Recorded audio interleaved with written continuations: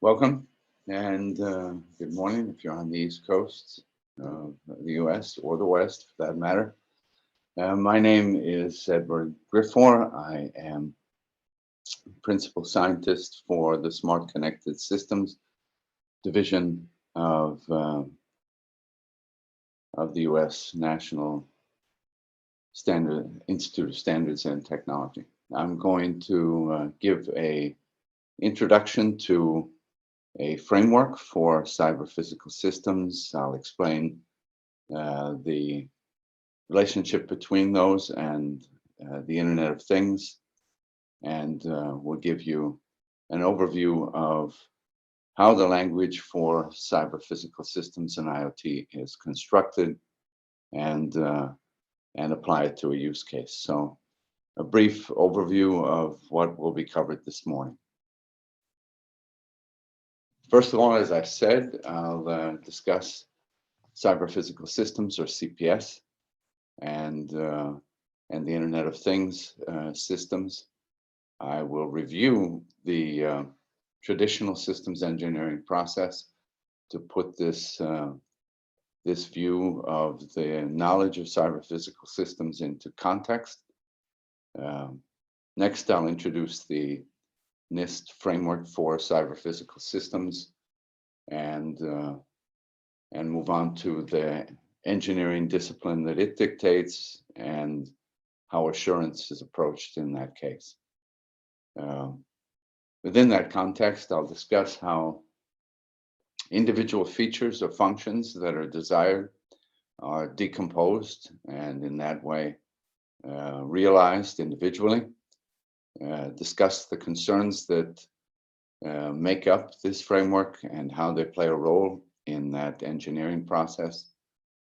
I will introduce briefly a logic of cyber-physical systems assurance. It is a variation on constructive reasoning or constructive logic, as it was called originally by Kolmogorov in the old Soviet Union, and then proceeded to become the basis for computer program correctness proofs later on.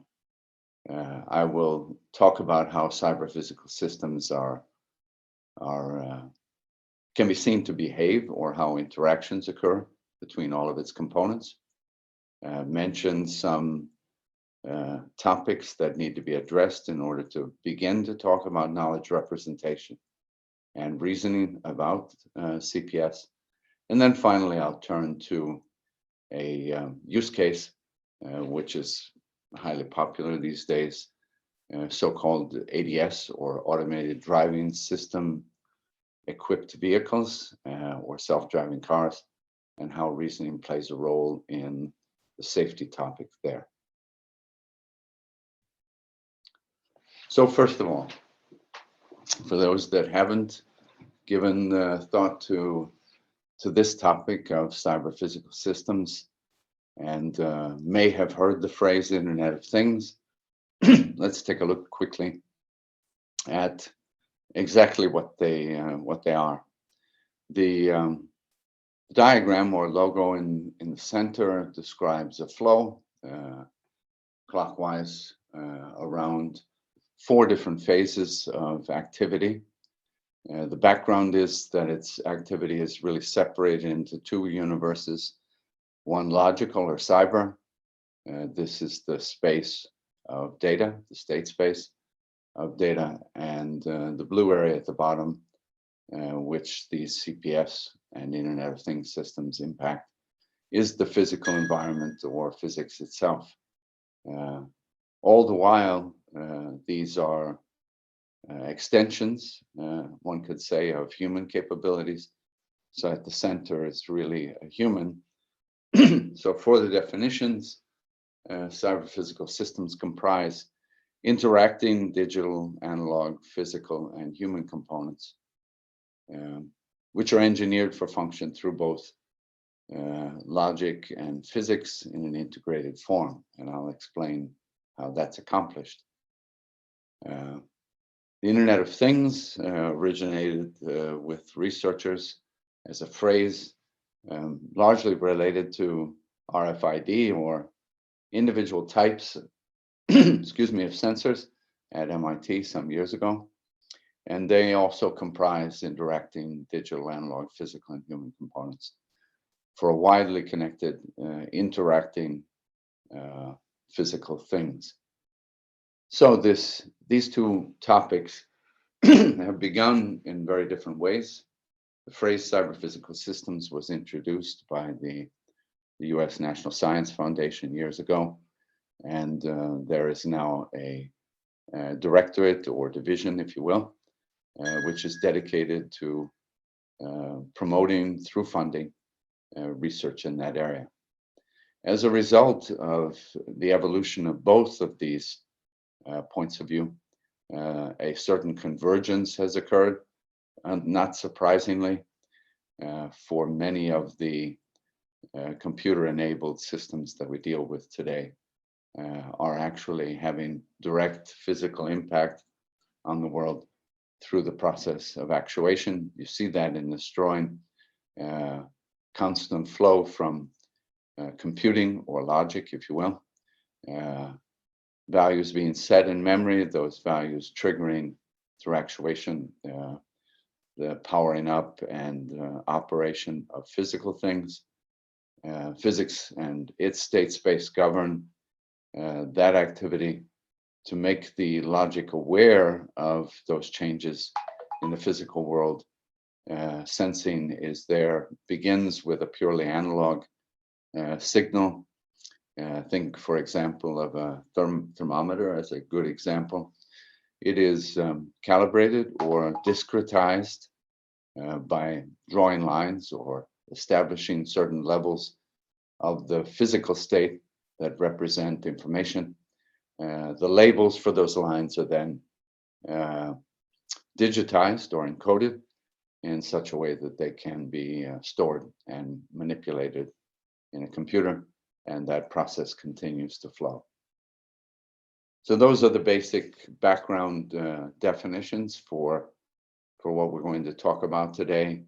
And during this process, knowledge itself, which is a pure abstract, of course, is also represented and hopefully faithfully represented in terms of the types of reasoning or calculation in a computing setting that are needed to make this all work.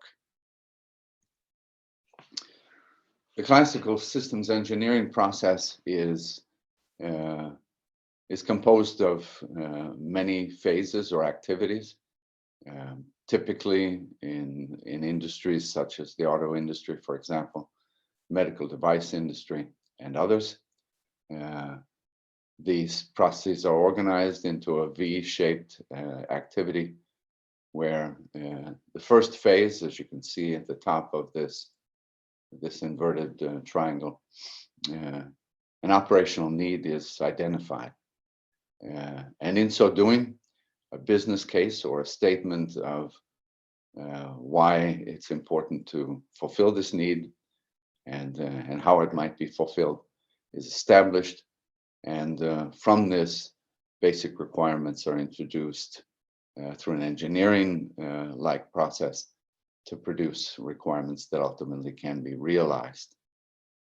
Designs take place both at the system level, meaning the interactions between the desired functions. Components are built, and up the right-hand side, those components are delivered in a prototype form, assembled, and test occurs to establish whether the components behave as desired, finally whether they interact in a way that can meaningfully realize the original intent or functional objectives, if you will, and then finally the whole system is tested.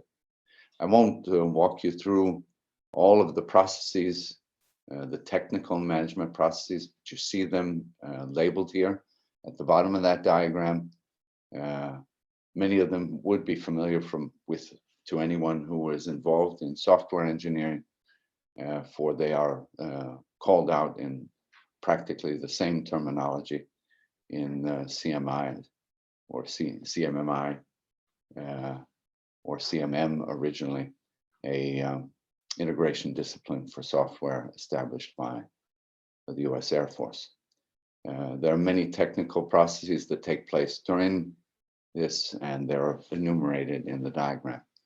So in summary, that systems engineering process begins with stating an objective, frequently referred to as a functional objective. What functions do we want? Those functions, once understood at that abstract level, are allocated to subsystems. These, again, are abstracts. They are sets of functions or features, and ultimately to components that will perform either individually or together those functions. Components are built, the components are tested, sometimes referred to as unit testing. They're assembled and tested as subsystems or sets of functions. And finally, the entire system is assembled and tested in full against that stated operational need or functional objective. We will take this process and understand it in far more detail with the help of the NIST Framework for Cyber-Physical Systems. This framework is a document available on the NIST site. It was put together as the outcome of a workshop, a series of workshops actually, and meetings of subgroups, some 500 plus government, industry, university stakeholders, really from across the globe and over a 3-year period, prepared this document. And in summary, you can see in the figure a derivation, if you will, of that framework. That derivation begins with enumerating domains in which these systems are active. Some of them are called out here in this diagram, including manufacturing, transportation, energy, healthcare, and many, many more. The next step is to basically assess what it is that the domain itself feels are key concerns about that system's operation. Those concerns at the highest level are referred to as aspects, and there are 9 of them listed here. In current discussions, there is an intent to add a 10th one for communications, but you can see here functional, business concerns, business related to, or concerns related to human trustworthiness, timing, data boundaries, composition, and life cycle. The intent of the framework, which lays out a large tree of concerns, which I'll show you shortly, where each one of these aspects is decomposed. As an example, trustworthiness, again, an engineering concern at the highest level, consists of safety, security, privacy, resilience, and reliability. So all of them have undergone a development into sub-concerns, some 100 plus such concerns. And the purpose is to frame the engineering work and to gather the requirements for the system that are designed to address that concern together into a set. This focuses this development activity on a particular piece of the puzzle, if you will, and the system itself, of course, should ultimately address all of the concerns that the developer feels are relevant. So there is a point at which a certain set of such are called out as the key concerns for the system. The engineering activity, sometimes represented, as we saw in the last slide, as a more or less linear process, is actually far more complex. Issues arise with previous thinking about the system or requirements. One has to revisit those requirements, modify them, and then proceed to realize them in the fashion that was described in that systems engineering process. So In actuality, there are facets or activities or modes of thinking which are operative in developing such a system, an IoT or CPS. That first facet is referred to here as conceptualization. Its basic goal is to develop those requirements for a use case and produce, as a set of requirements, a model for that CPS. Term model is used loosely, more generally in a lot of thinking, both technical and non-technical. But suffice it to say that the model is a set of constraints, and once satisfied, would involve the realization, which is the next mode of thinking. Their design ways of determining how that function can be realized take place, produces actual prototypes, they're tested and operated. And finally, a mode of thinking or facet of that process referred to as assurance takes place. This has buried in it really the approach to reasoning about the knowledge that's generated and documented during this engineering activity. And that assurance case, as it's called, amounts to a number of different judgments as to whether the evidence, the data, the results of tests that have been developed during those first two facets of the process actually is sufficient. And one has to argue or provide argumentation that it's sufficient to establish that the requirements themselves have been satisfied. So that is a quick, brief introduction to this framework. Again, summarizing on the left, domain-specific perspectives. That hyphenated phrase is used a great deal to describe languages which ultimately can be digitized and can be manipulated with the computer. Those domain-specific languages contain the symbols or objects that represent the fundamental concepts, and then the relationships between them are captured to build out a reasoning environment. The framework itself provides these aspects and concerns. They need to be identified at the outset. Requirements need to be developed by technical staff to address them. And ultimately, in this process, there inevitably are trade-offs and dependencies between those concerns need to be understood in order to succeed. From a logic or reasoning point of view, these dependencies will have a direct impact on the rules for reasoning, which will be discussed briefly in the next section. And finally, the facets themselves, or think of them as modes of thinking. I've listed them: conceptualization, realization, assurance, develop, design, build, and test, and finally produce an assurance case for those that have stated those concerns that they have been met.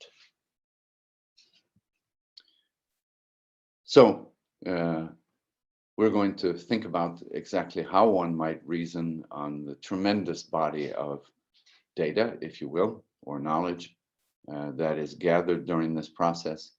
How do we conceive the CPS? How do we design and build it and ultimately assure it, not only initially when it's offered, but rather through its entire life cycle, through disposal? What concerns do we have about CPS and IoT specifically? What disciplines do we need to address them? Once a basic concern is developed, such as safety, and I'll give an example later that will detail this, we need methods to solve the problems that will inevitably arise in trying to build a system that fulfills the need. And how do we assure, in particular, trustworthiness, which, as I said earlier, contains both safety, security, privacy, resilience, and reliability. You'll see a diagram on the bottom relative to point 5.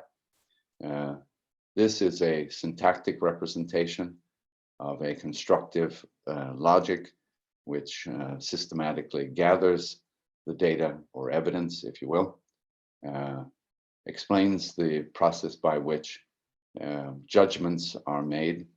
This piece of evidence or this set of pieces of evidence is sufficient to demonstrate that a certain property stated in the requirements for the system is in fact true. The functional decomposition begins in the same way that a traditional, I think attributed to General Electric in the early part of the last century, decomposition of a system occurs.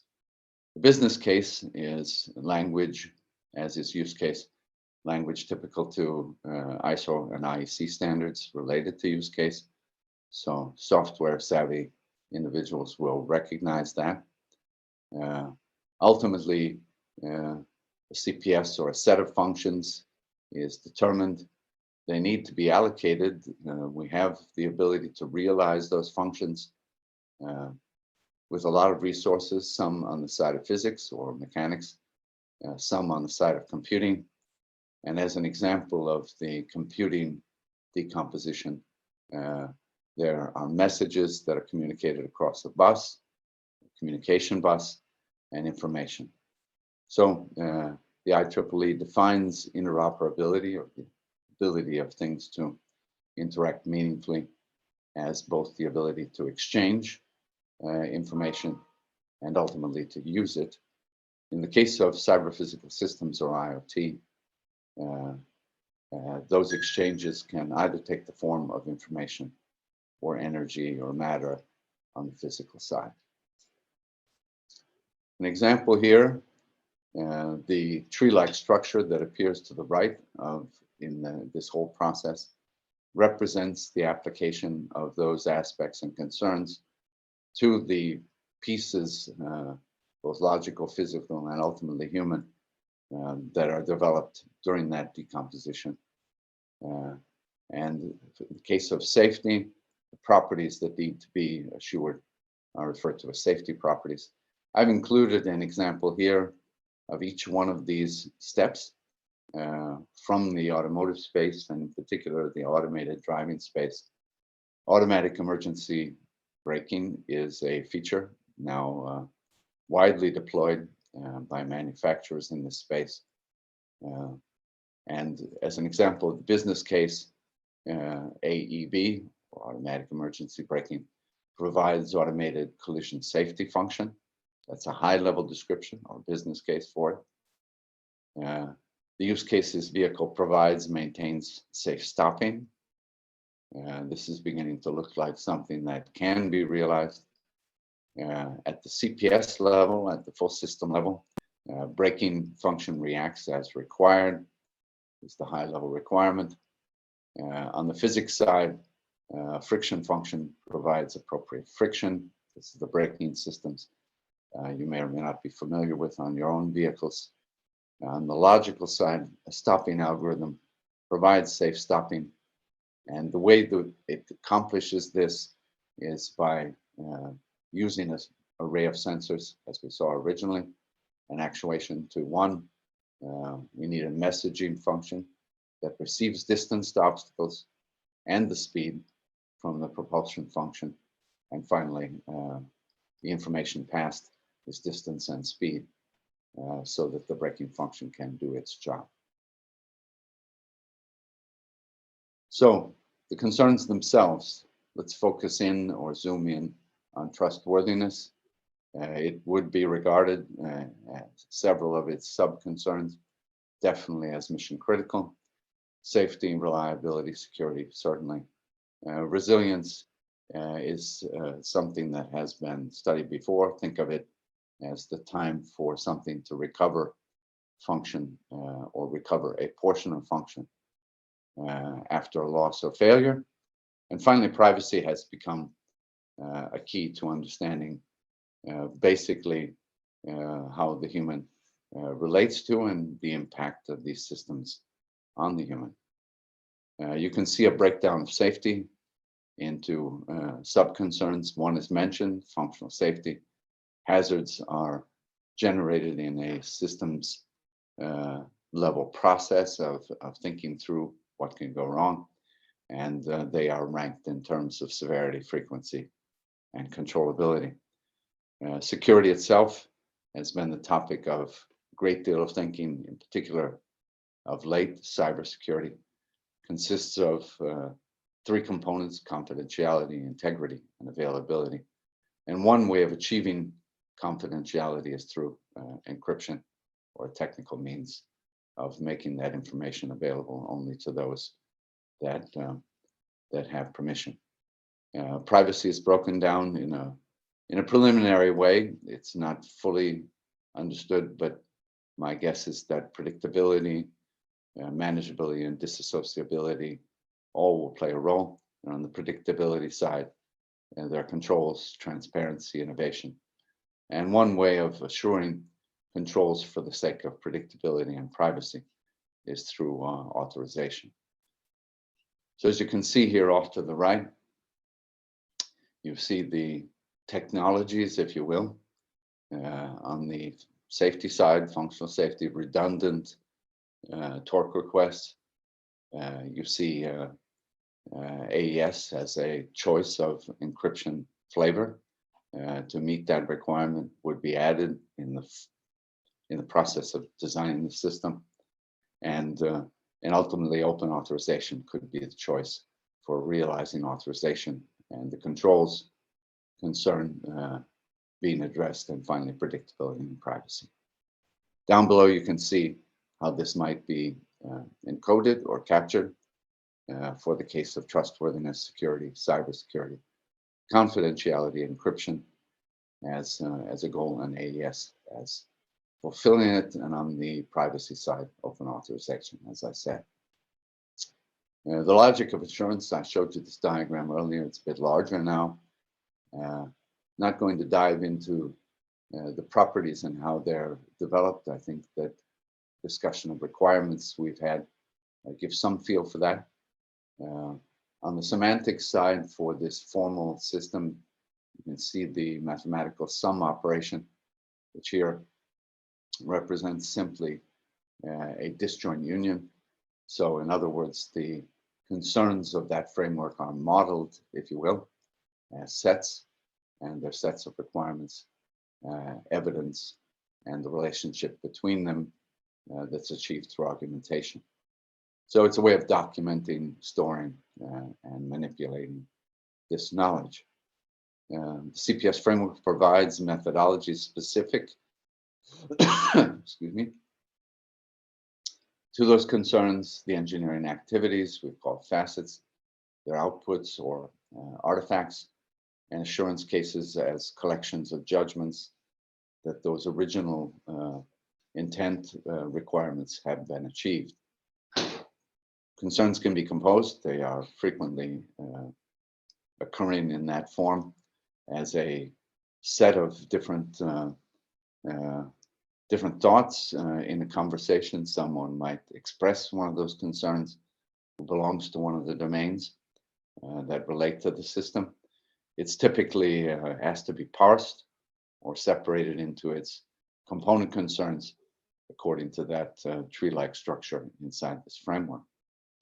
And all of this ultimately needs to be, if that process is to coherently develop a system, and by that I mean address all of those concerns, the data that's gathered needs to be shared by all the stakeholders who are involved in that process.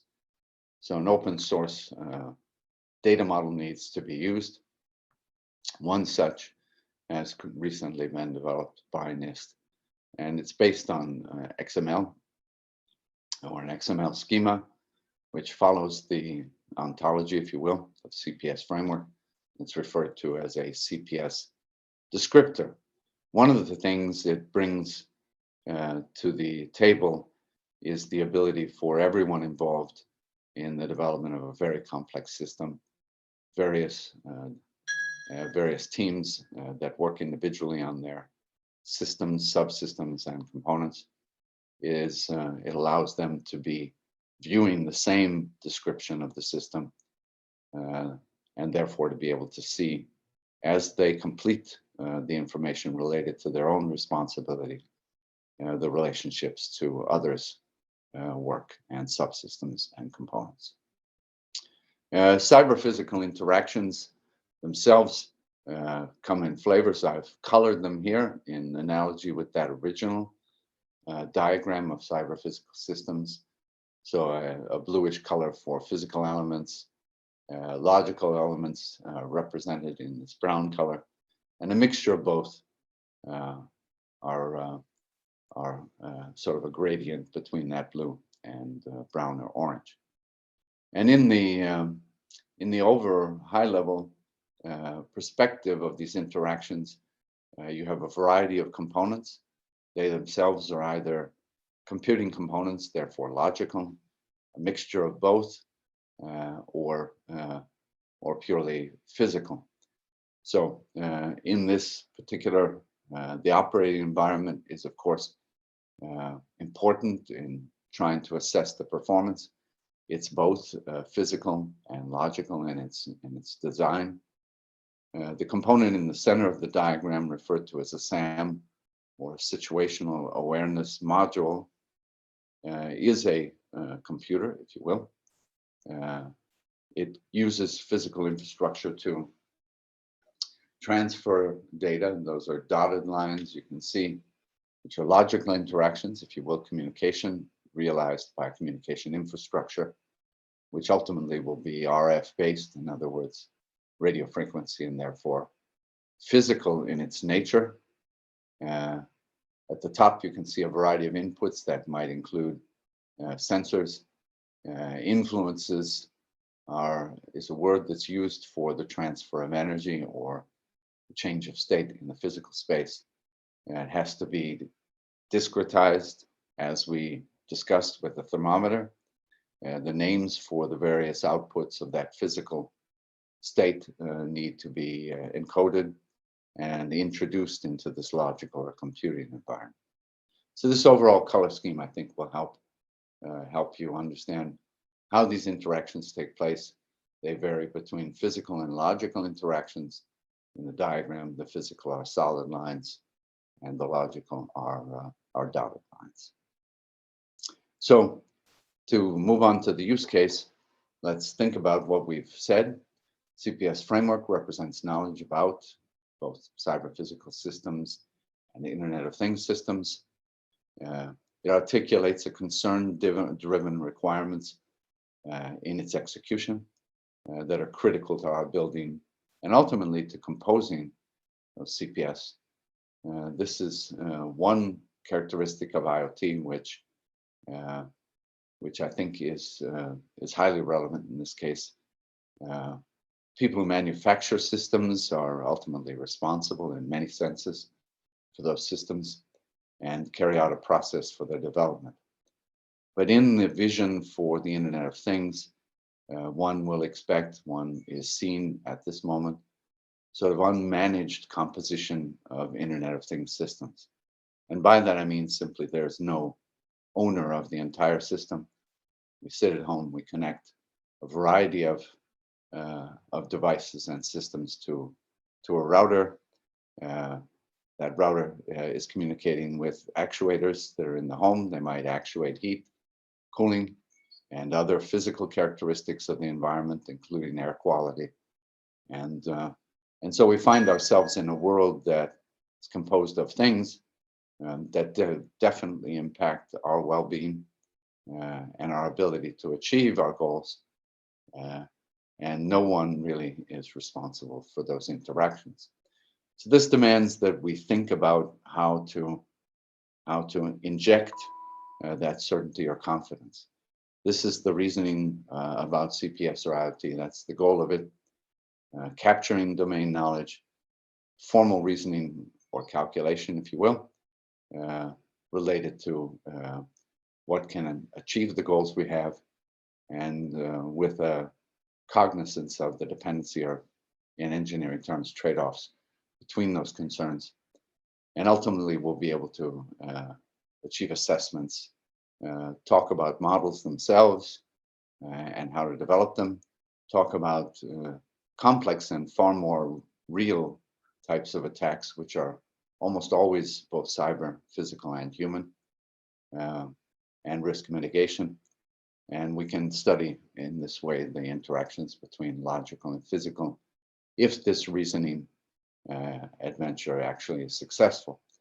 And the approach is to combine cyber-physical systems knowledge, representation, and automated reasoning, and you'll see more of that in the discussion with Marcello Balduccini that will follow. But let's take a quick look here at a use case. So reasoning about automated driving system safety. I'm going to give you a high-speed hurricane or lightning introduction to that. First of all, what are the challenges? So first of all, we're producing a great deal of data. It relates to on-road, both public roads and non-public facilities data. That data is vast. Concerns or businesses such as Google, Waymo, and many others, Tesla, are producing gigabytes of such data. So what does it mean? Developer, regulator, and assessor confidence in testing protocols. Clearly, our goal is to make these systems deliver the value that we have in mind and do so safely, or more generally in a trustworthy fashion. And as far as the testing goes, we need definitely to answer the question, when are we done? So test coverage is a difficult topic. It has an interesting twist that I'll bring up shortly. Workshops have been held in conjunction and led by NIST, both in 2019 and 2020, related to a concept introduced by the auto industry consortia called the operational design domain. It's a narrative, text-based, sometimes ontology-based, or taxonomy description of where this particular cyber-physical system is intended to function correctly. Participants included both government agencies as well as private business. Examples are noted here. Standards development organizations, IEEE, SAE, as well as developers of these systems really across the globe. Finally, a technical working group was established, and I began working with that group with stakeholders from all of the above back in March of 2020, and they have delivered a document now, a so-called special publication from NIST, a methodology for automated driving system safety measurement.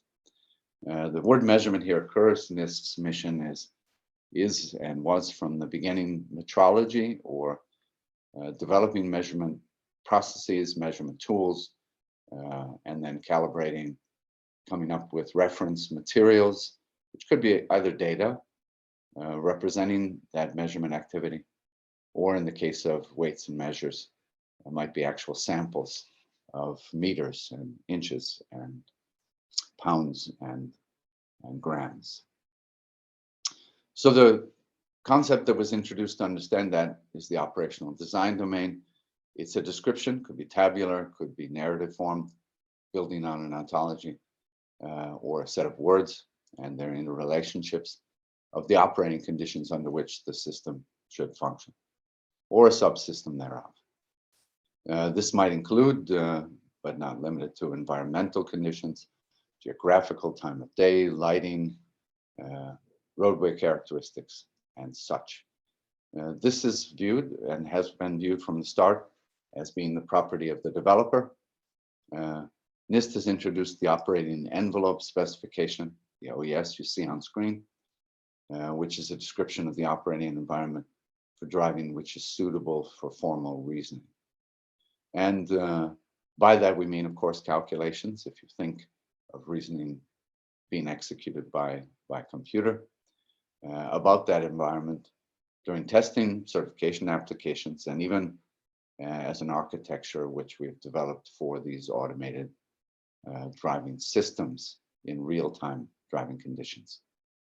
Simply put, if the operational design domain, the ODD, specifies where the system will function, clearly it needs to know where it is in those operating conditions and know when it's exited.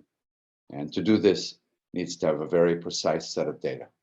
So the operating envelope specification is a state space with parameters that have measurement procedures and constraints, so that any plan developed by the system for achieving its goal or arriving at a destination can constantly be monitoring the operating conditions and deciding whether they're satisfying. The OES, I've reviewed it. It can be used in its nominal form, that's as built, so to speak. And clearly the roadway and the characteristics under which you operate will change. So there is a set of data or information called OES actual, which simply updates that nominal intent. See the vehicle off to the right, constantly measuring a variety of characteristics and in need of the information to make sound and safe decisions. Used in testing and in designing these roads.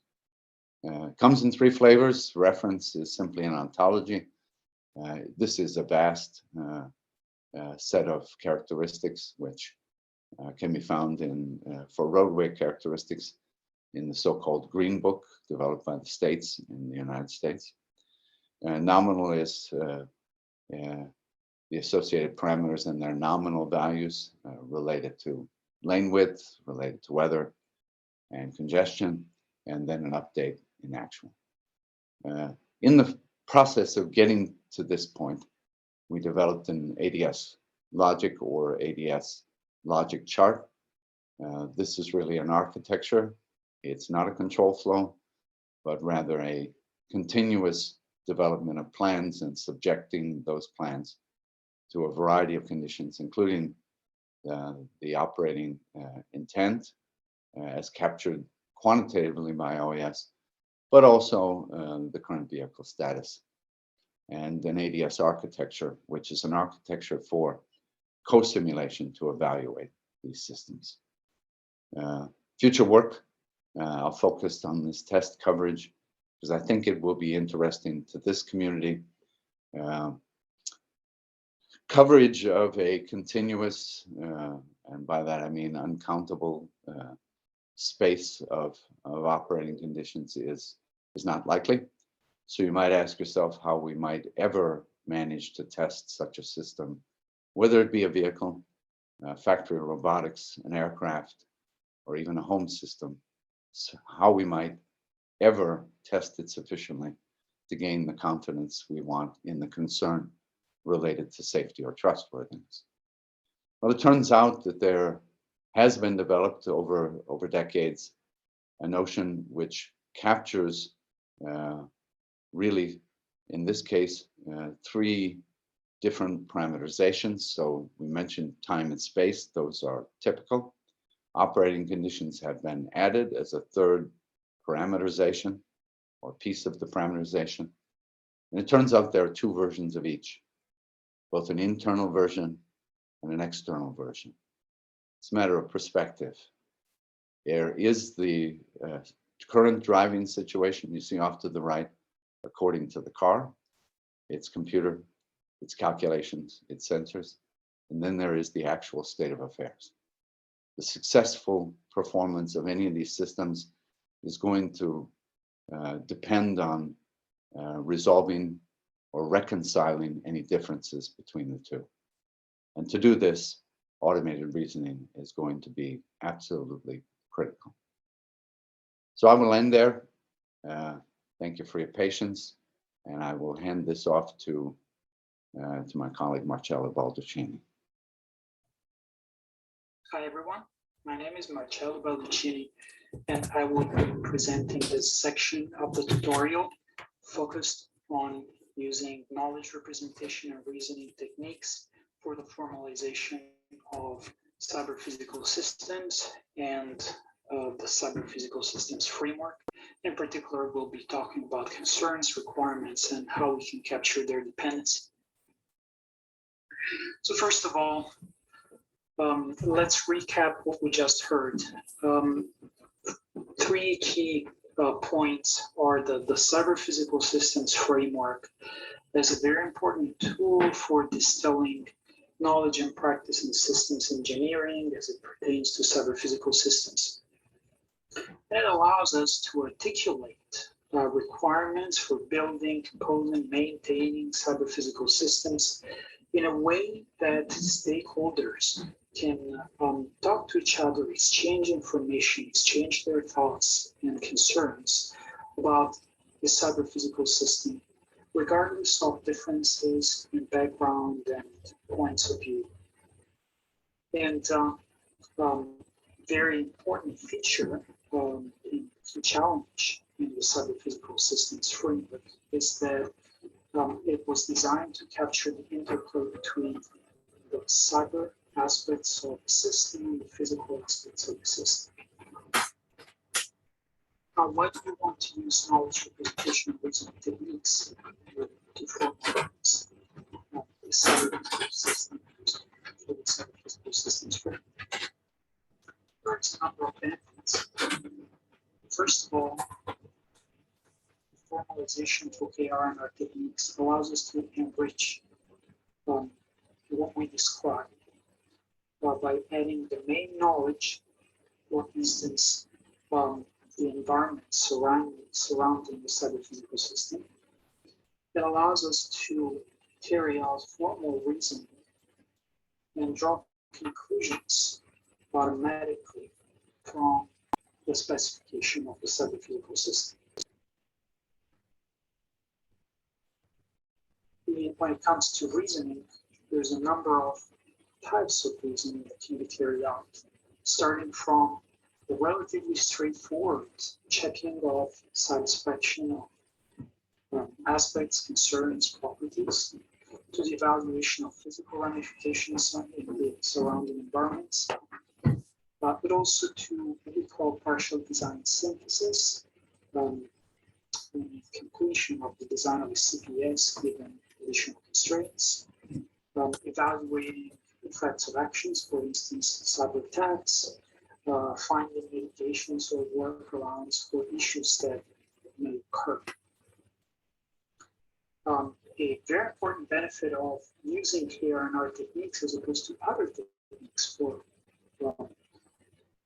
capturing and automating, capturing the CPS and automating reasoning is that KR&R techniques allow us to build high-level models, closing level of abstraction to the CPS framework specification, but at the same time, they allow us for direct execution.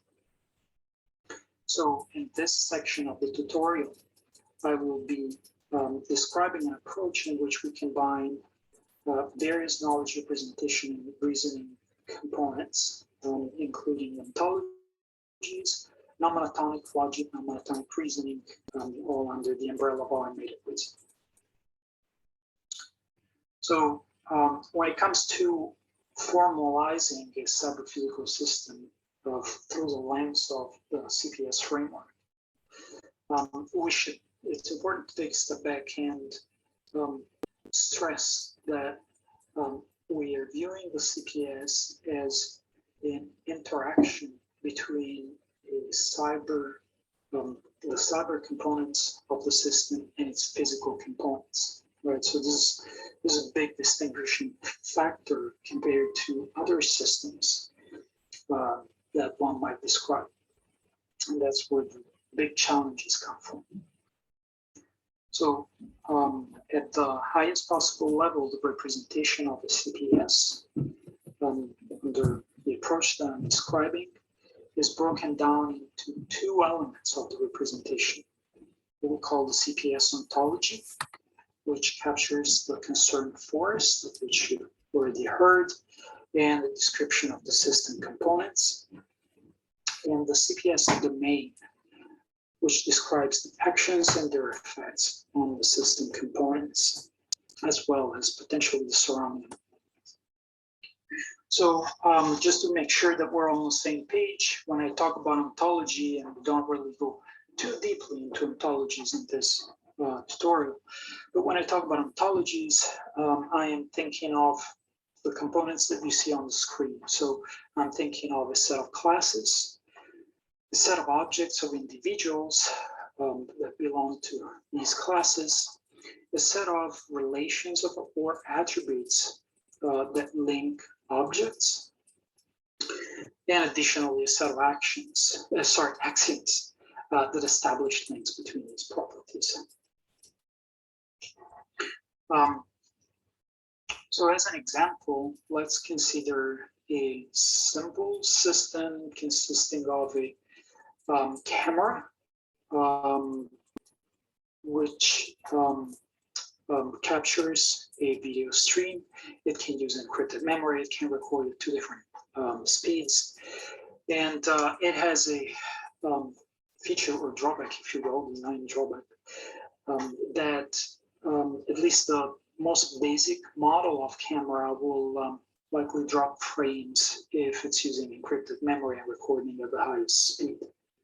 We also have attached to the camera a SAM, a situational awareness module, which controls the recording rate. It's essentially the computing component of the system. It controls the recording rate. It processes the video input and sends output to some other parts of the system. It could be, if we're thinking about a self-driving car, it could be a steering system. Just a very simple example. If we're thinking of a body camera, which we'll discuss a little bit later, it could be sending signals to the central station. So how do we describe something like this using the CPS framework? You can see on the screen right now a set of aspects and concerns. This is only a distilled P part of the CPS framework. So aspects of interest are the timing aspect, functional aspect, and trustworthiness aspect. And there are various concerns attached to these aspects that are relevant to this domain, to this particular CPS. For instance, confidentiality of the system may require, we're of course pretending that some discussion went on at the level of the stakeholders, system designers and so on. And they decided that to ensure confidentiality of the system, both the SAM and the camera must use an encrypted memory. To capture this idea, one might describe this by means of 2 properties or requirements. The SAM uses encrypted memory and the camera uses encrypted memory. When these are both satisfied, then the confidentiality concern is satisfied. Similarly, to ensure integrity of the data, both the SAM and the camera need to use secure boot. When both of these are satisfied, both of these concerns, then the cybersecurity concern is satisfied, the security concern is in turn satisfied, assuming there are no other requirements, and that ensures trustworthiness of the system. In terms of functionality, in this made-up example, we're saying that the camera must be able to store or capture all frames for it to be functional, right? So this requirement is connected to the functionality concern. It is required, the requirement that is essential to ensure the satisfaction of the functionality concern, which in turn, in this simple case, is the only thing that matters to ensure the satisfaction of the functional aspect. Remember, these aspects and concern are fixed within the CPS framework.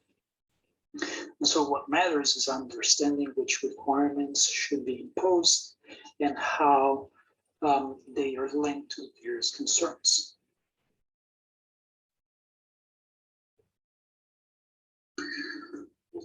So given this simple example of a CPS, how do we formalize it? Well, the first step, remember, we had two layers, right? CPS Ontology and CPS Domain. So first layer is the CPS Ontology. And the formalization is relatively straightforward. So we have a set of classes that you can see in the screenshot here. The classes capture the types of main elements of the CPS framework. In particular, we have a class of concerns, and then we have a class of aspects, which is a subclass of the concern class. We also have the property class, which contains all properties or requirements. Yeah, these are synonyms. Key relations in this formalization are the includes concern relation and the addressed by property relation. So the includes concern relation allows us to establish these links that you see in the diagram, links between concerns. So if I want to say that the confidentiality concern falls under the cybersecurity concern, I will use the includes concern relation. In particular, I will use it to say that cybersecurity includes the confidentiality concern. So includes concern is applied or relevant to objects of class concern, or it can be aspect, obviously, since it's a subclass.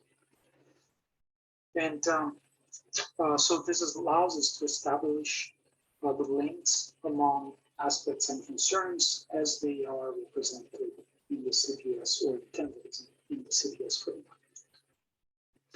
So this is essentially domain independent. And then we have requirements, properties or requirements.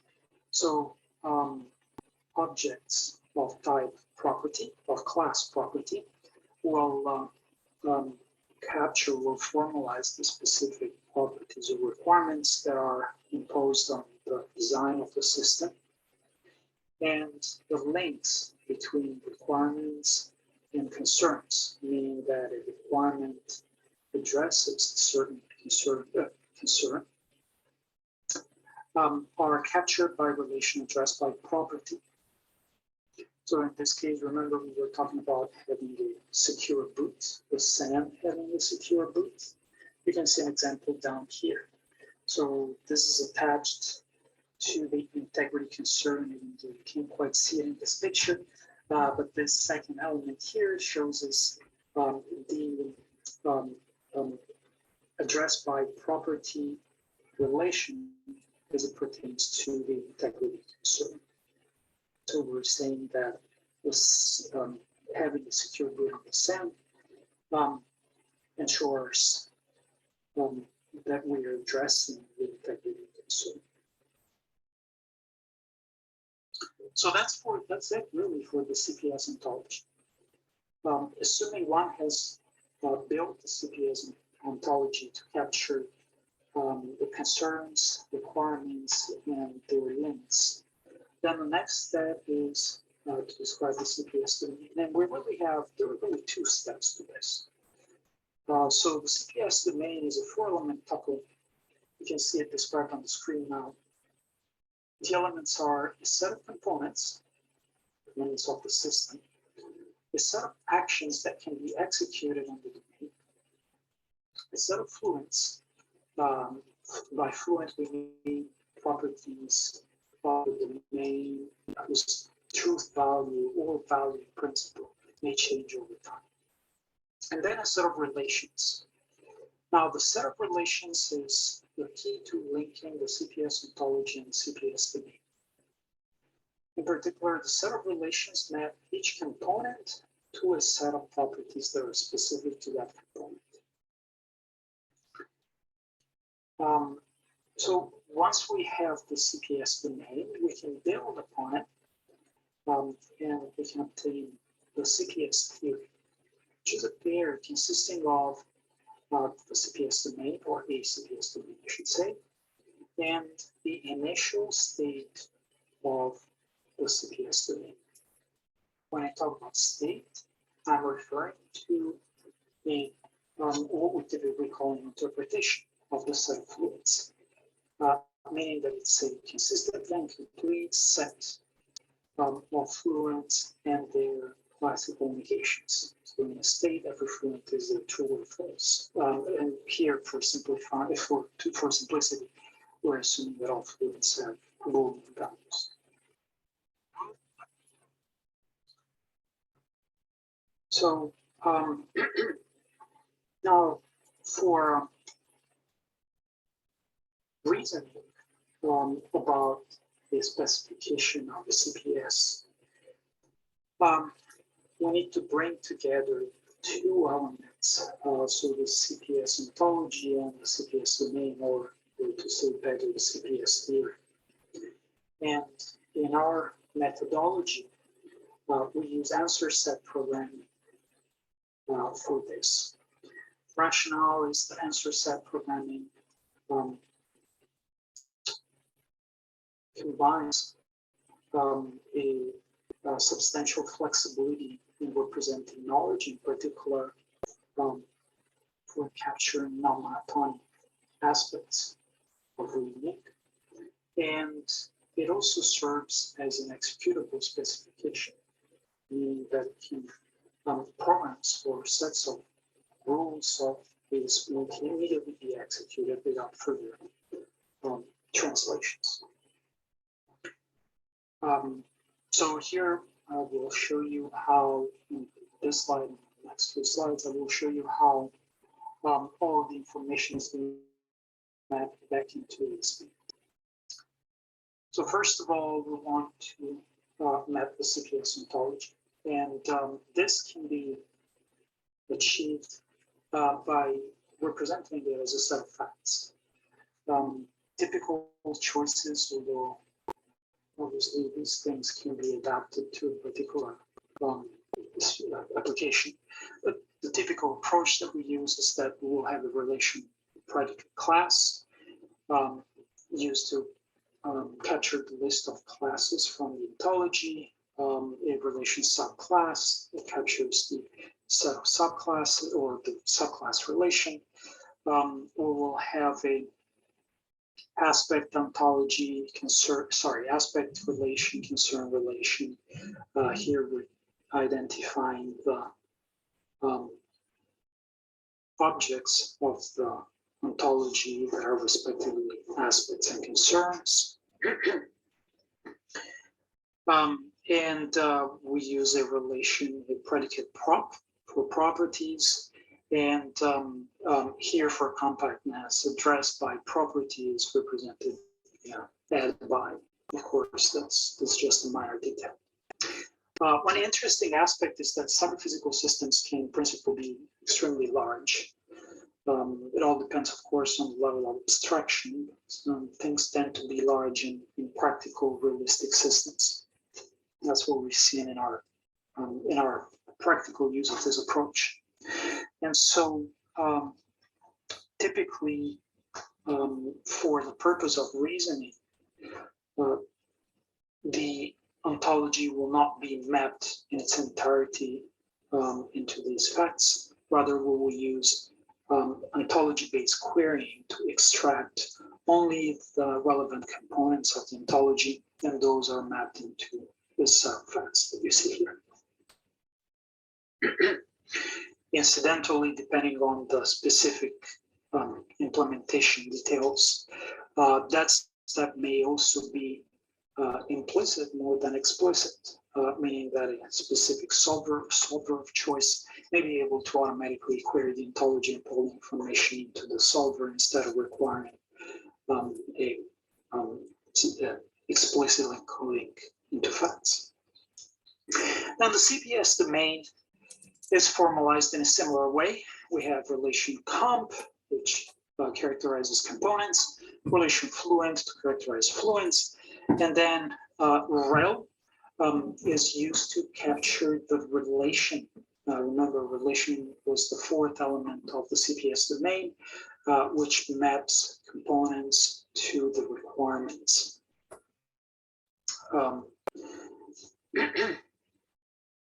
Finally, the CPS theory is formally described by the description, formalization of the CPS domain, and the formalization of the initial state. The initial state is formalized using relation H or holds. It's a two-argument relation. The first argument is the fluent, and the second argument is the state in which it holds. And typically by convention, 0 is used to indicate the initial state. Classical negation is used to represent the fact that a fluent does not hold in the initial state. Another important component of the ASP encoding of the CPS framework and of a given CPS is the set of rules that you see on the screen now. This is a set of domain-independent or CPS-independent axioms, meaning that they will be included regardless of the particular CPS. And they control propagation of the satisfaction of requirements and concerns throughout the CPS concern tree. So these are fundamental really to enable any kind of reason over the satisfaction of requirements and concerns. There are a number of possible variations that will be described in the next sections of this tutorial. I decided to give you essentially the simplest possible instance of these. This is an instance in which we are assuming that a concern is satisfied by default, unless we know explicitly that it is not satisfied. And we assume that the concern is not satisfied if at least one of the properties that address it is not satisfied. As you can imagine, there's all sorts of possible variations depending on the sensitivity of the stakeholders working on CPS, but also on the specific features of the CPS. For instance, if it's a mission critical cyber-physical system or not. So starting from the first rule here, this first rule embodies the notion that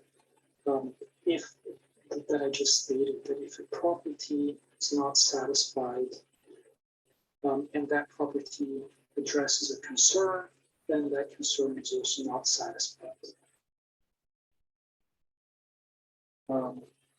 Suppose that all properties that address a concern are satisfied.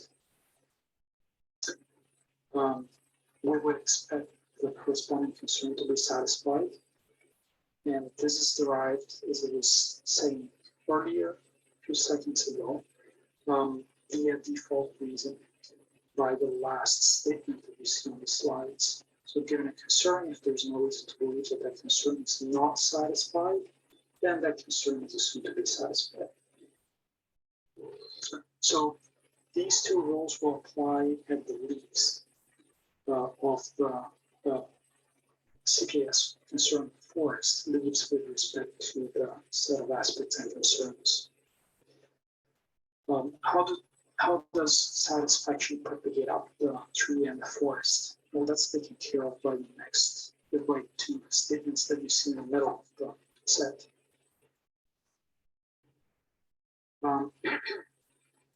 So these two tell us that if a concern is not satisfied, then its parent concern is also not satisfied. And there might be cases when we simply don't have information about a concern, and in this embodiment of the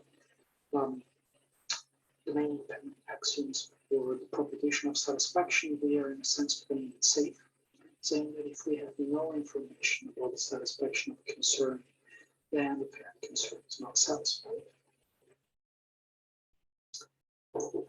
So this is again about negative information. how do we conclude that a concern is satisfied in this specific environment? Again, this is done by default reasoning, using this last rule here once again. For any concern, if we don't know that that concern, if we don't have explicit information that that concern is not satisfied, then we will conclude that it's satisfied. Again, maybe some of you may be thinking that this is too lenient in a sense, too unsafe. We want to propagate or to conclude satisfaction only under specific conditions. And that's definitely possible. In fact, I believe that it will be covered in the next sections of this tutorial.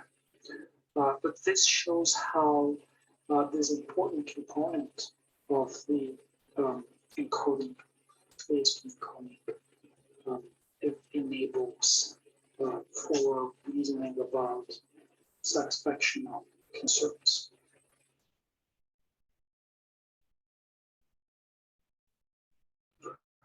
An important component of this representation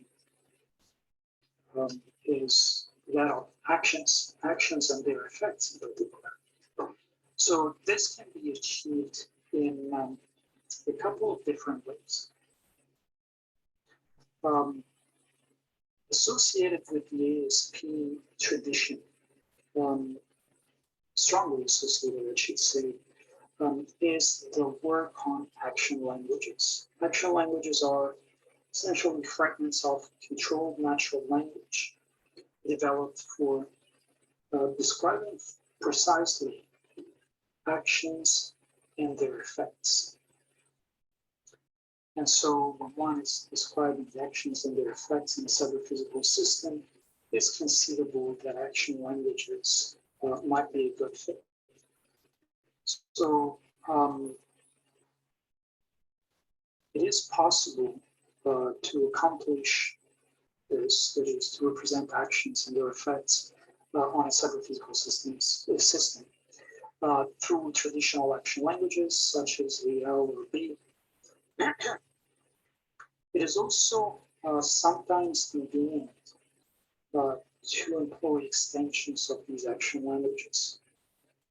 So what you see here on this table on the screen is one example of a relatively small extension of a particular action language AI, which was geared towards capturing more closely the way engineers tend to think about cyber-physical systems. For this reason, when we designed this extension, we introduced a statement, a construct, impacts. So the idea was that conditions have either a positive or negative impact on certain properties. So that in principle, one can use this language to go beyond Boolean properties and describe more granular influences. This specific action language also includes defaults, so it includes the ability to state that certain properties default to true or false, and then well, the tradition of action languages, there is a type of statement that allows us to capture direct effects of actions. That is to write statements that say that a certain action, the occurrence of a certain action under certain conditions or in a certain state, I should say, cause a certain property to become true or false. And what we have found is that in cyber-physical systems, it is often convenient to be able to describe chains of causation among actions, meaning that the occurrence of one action may cause the occurrence of another action as well. And so for this, we we introduced a statement triggers, which is really essentially a well-known extension of action languages, in which we can say that certain conditions cause the triggering of a particular action. So under this specification, and in the previous example of the camera controlled by the situational awareness module, we could have a statement, again, that the engineers or stakeholders come up with, stating that the basic kind of camera drops frames if it tends to record at 50 frames per second, while the encrypted memory is used. Remember, I already mentioned this sort of effect of the basic model of camera.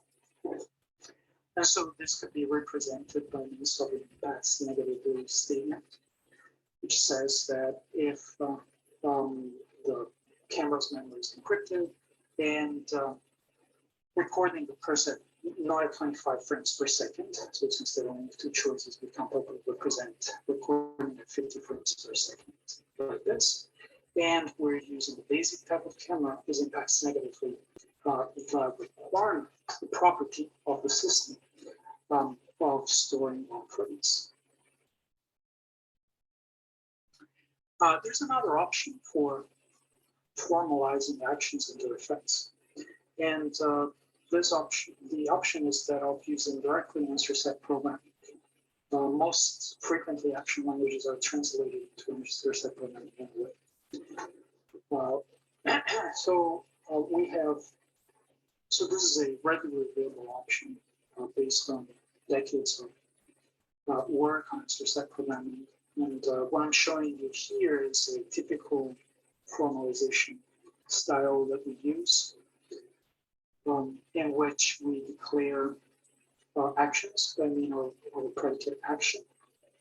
And then we have three kinds of statements of laws for formalizing the effects of actions.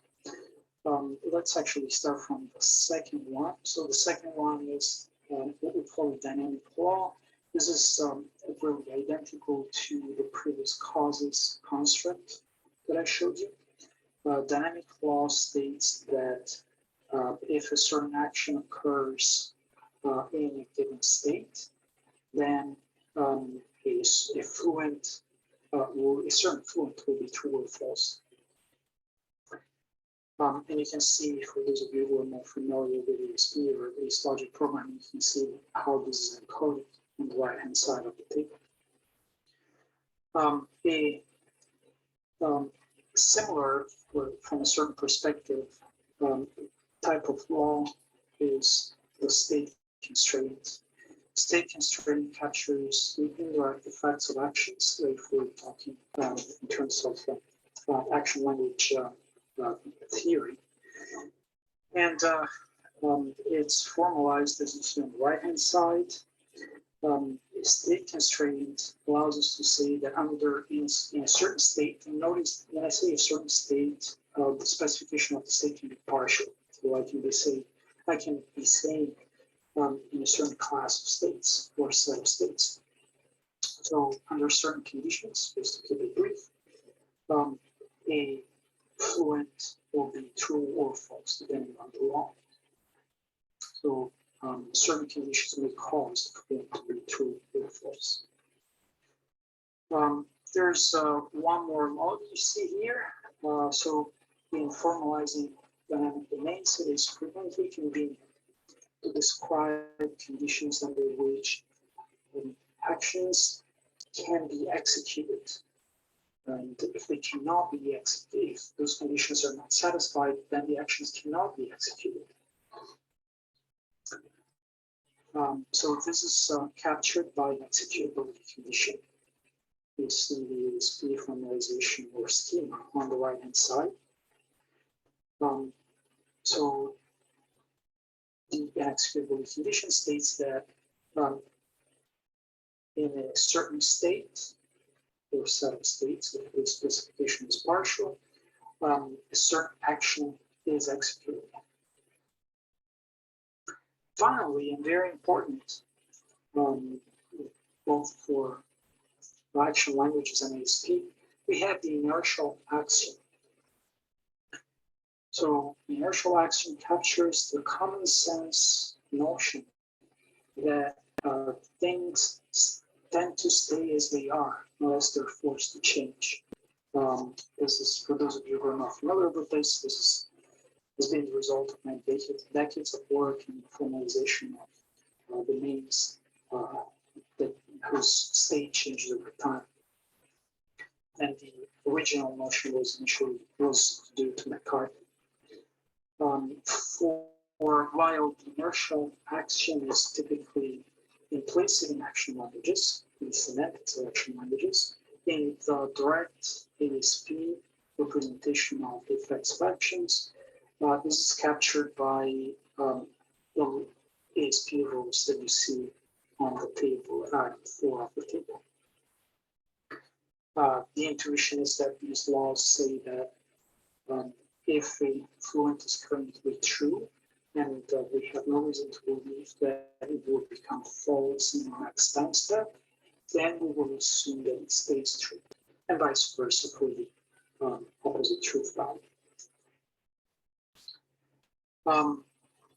Notice that these actions can be specified either through facts, or they can also be specified through rules, full-fledged rules. You see an example here, where we're taking a set of all properties, and we are injecting or creating actions that turn those properties on and turn those properties off.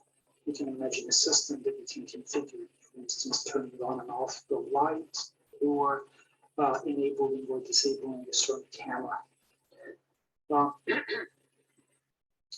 As an example of at least a couple of the statements that I described, you can see here the encoding of a statement that says that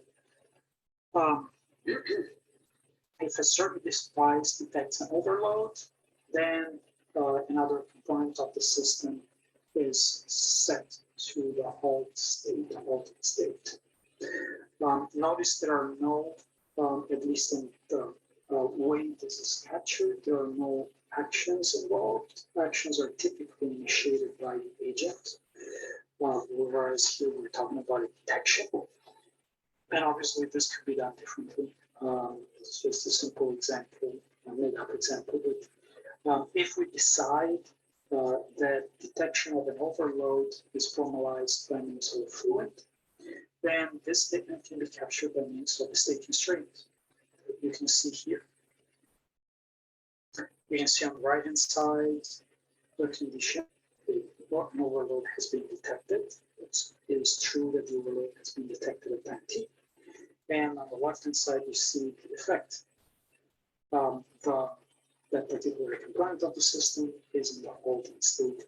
And in this particular system, the toy system we're modeling, we're assuming that it is in that component is set in the halting state in that very same state. Obviously, more complex behaviors could be captured. This is an example of a state constraint, as I said. The next one is an example of dynamic laws. Remember, I explained that these T on and T off actions are actions that we introduced in this simple model to capture the fact that properties can be turned on or off.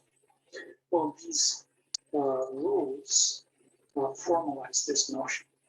They formally say that if action T on X, where X is some property, occurs, then at the next time step, that property will be true.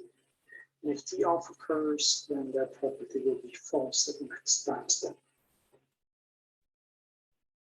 So let us put everything together at this point and see how this relatively simple formalization approach can make for interesting reasoning tasks. So first of all, let me recap the simple toy CPS that we have been using so far. So we have two components, the camera and the SAM. The camera can be of two kinds, basic and advanced. Either one can record either 25 or 50 frames per second. Remember, security, boot, and encrypted memory can be enabled on each component, on the camera.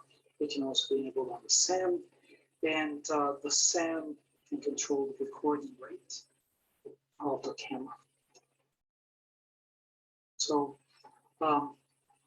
this, which you have already seen in a previous slide, is the CPS forest cut down specifically to the concerns and requirements relevant to this small example. We've already talked about camera recording at constant frame rate as a requirement to address the functionality concern. We can see here another requirement which it wasn't discussed before. The camera should be capable of recording 25 or 50 frames per second. This is the way the cameras of their kind are supposed to work. And this could be viewed as a requirement that addresses the time interval latency control concern under the timing aspect.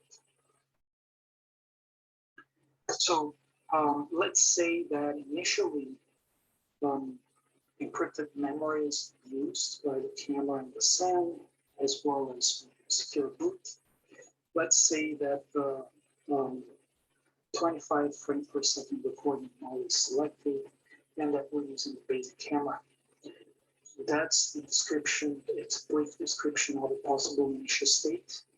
This initial state you can see formalized on the right-hand side here. For instance, the first statement says that it is true at step 0 initial state. And this is just a label written out like this to make it easy to read things in the tutorial. But it's a label that describes a fluent stating that the memory is encrypted on input stands put on camera. This is the second one states the fact that the SAM is encrypted memory. So the initial state is easily represented by means of these statements. They can be given as facts. They can be derived depending on the situation.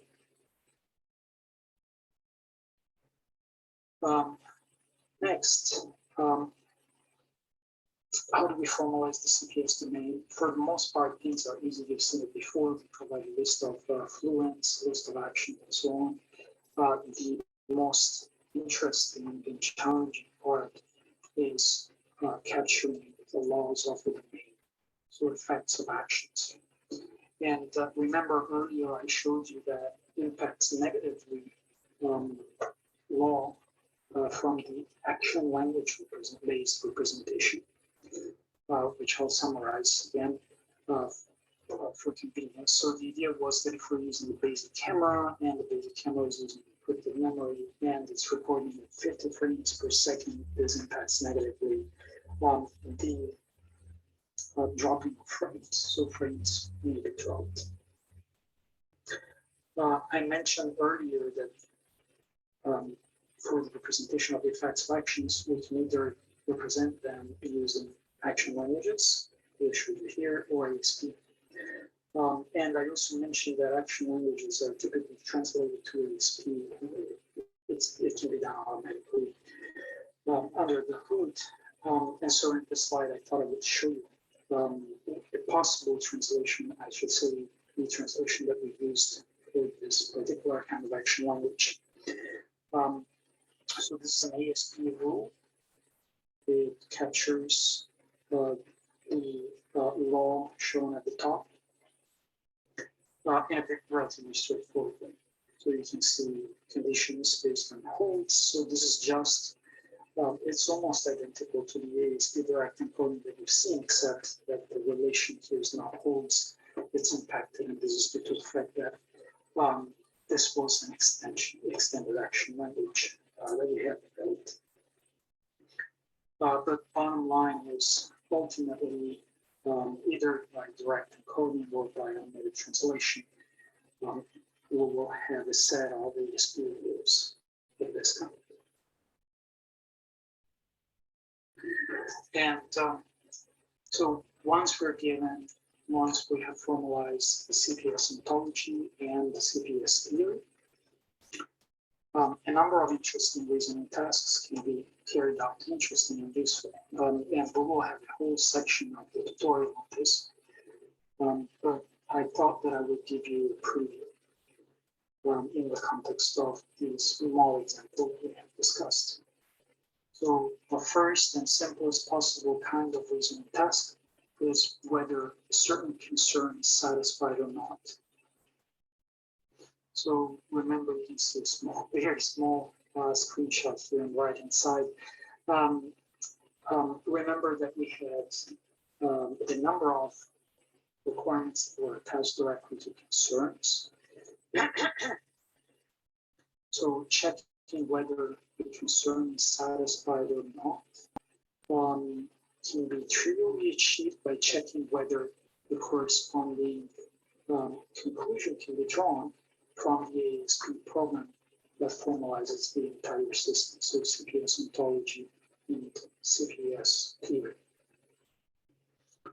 So for instance, if I want to check if the functionality concern is satisfied, assuming we're using the fluent set concern for representing satisfaction. This can be achieved by checking if this outcome is true. This can also be, interestingly, it is very easily possible to propagate using ASP. It is very easily possible to propagate satisfaction of concerns up the concern tree and up the concern forest. And so not only one can check if the functionality concern is satisfied, but also whether the functional concern is satisfied, functional aspect is satisfied because the satisfaction of concerns propagates recursively through the tree. Remember that we had that law. It said that if we're using the basic camera and recording at too high a rate, we may be losing frames. And remember that requirement of not missing any frames is directly attached to the functionality concern. And so if some cause, it's beyond the scope I'm seeing right now to discuss what, but if some cause causes our camera to start recording 50 frames per second, say that that's part of the initial state, then we expect that from the ASP encoding of the system, we'll be able to conclude that functionality concern is now not satisfactory. And in fact, because of the representation of actions in the system and their effects, if some external event occurs that causes the camera to start recording at 50 frames per second, at some point in the history of the system, then from that point on, it is possible to use ASP to conclude that from that point on, the system does not satisfy the functionality concern. And this is a short summary of other and even more interesting and useful and sophisticated reasoning tasks that can be carried out. So the concern tree questions reasoning task is the one I already outlined. We have started the partial design synthesis task, in which one provides a partial design of a CPS and checks which extensions of the design achieve certain goals, such as satisfying trustworthiness. And it could be that trustworthiness is not immediately satisfied by the design, and rather the suitable reasoning component will return that encrypted memory should be enabled. It is also very useful for CPS, possible to carry out reasoning tasks related to finding mitigations for issues that occur in CPS, either by actions of malicious third parties, such as cyber attacks, or because of system failures. Because let's not forget there are physical components here, so system failures are definitely possible. And so once again, this boils down to an impairment check from the ontology and theory, which particular actions are needed in order to restore certain properties of the system of interest. So in conclusion, over the past 45 minutes or so, we have covered various aspects of the formalization of the CPS. In particular, we have talked about the two-layer approach in which we present the CPS ontology and we present the CPS theory. And the latter allows us to describe effects of actions, or I should say actions and their effects. We talked about the fact that there are a couple of different ways in which we can formalize actions and their effects, either through action languages or through direct representation and answer set programming. And the two are essentially equivalent. It's a matter of convenience. And next, my colleagues will dive more deeply into reasoning tasks. We'll show you how we actually do carry out reasoning tasks from the formalization I described. And they will also talk about practical tools that have been developed for modeling cyber-physical systems and for carrying out its reasoning tasks. Thank you very much, and I hope you enjoy the rest of the presentation. Thank you, Marcello, for the introduction leading to this part. Hi, everyone. My name is Tran, and I'm going to talk about the CPS reasoning. This is so what we are going to talk about, focus about in this part is the reasoning problems in CPS. The general ideas of that is how do we evaluate the trustworthiness and other properties of a CPS, and how do we design, how do we complete the design, as Ed and Marcello have been talking about in the last two parts. And we discussed a few what if reasoning tasks in the CPS that are important in reasoning about it, about the CPS. We also consider discuss the uncertainty part of it. In this part, it is so it's slightly different from what Marcello have been presented. In this part, we will start with formalizing this. We have a formal specification of the CPS and provide a transition function-based semantic that basically is separate from the answer set programming implementation, the direct implementation as what Marcello presented in the second part. It is important that we have such a tool so that you don't even need to have an implementation to verify the properties of the system if you wanted to. So let's going into that. So our view of a system as discussed in the previous part, it has a system has different components, and each component is controlled by a set of actions. Each component affects certain properties whose states influence the trustworthiness of the system. So here I will focus on the trustworthiness property, but for other properties of the system, it is similar. So I will just the focus will be just I will mainly talking about trustworthiness, but other properties that Ed mentioned in the first part of the tutorial would be treated in a similar way. So here, as an example, just remind what Marcello just presents. So if we have here we have a lane keeping assistant system that we use in the self-driving car.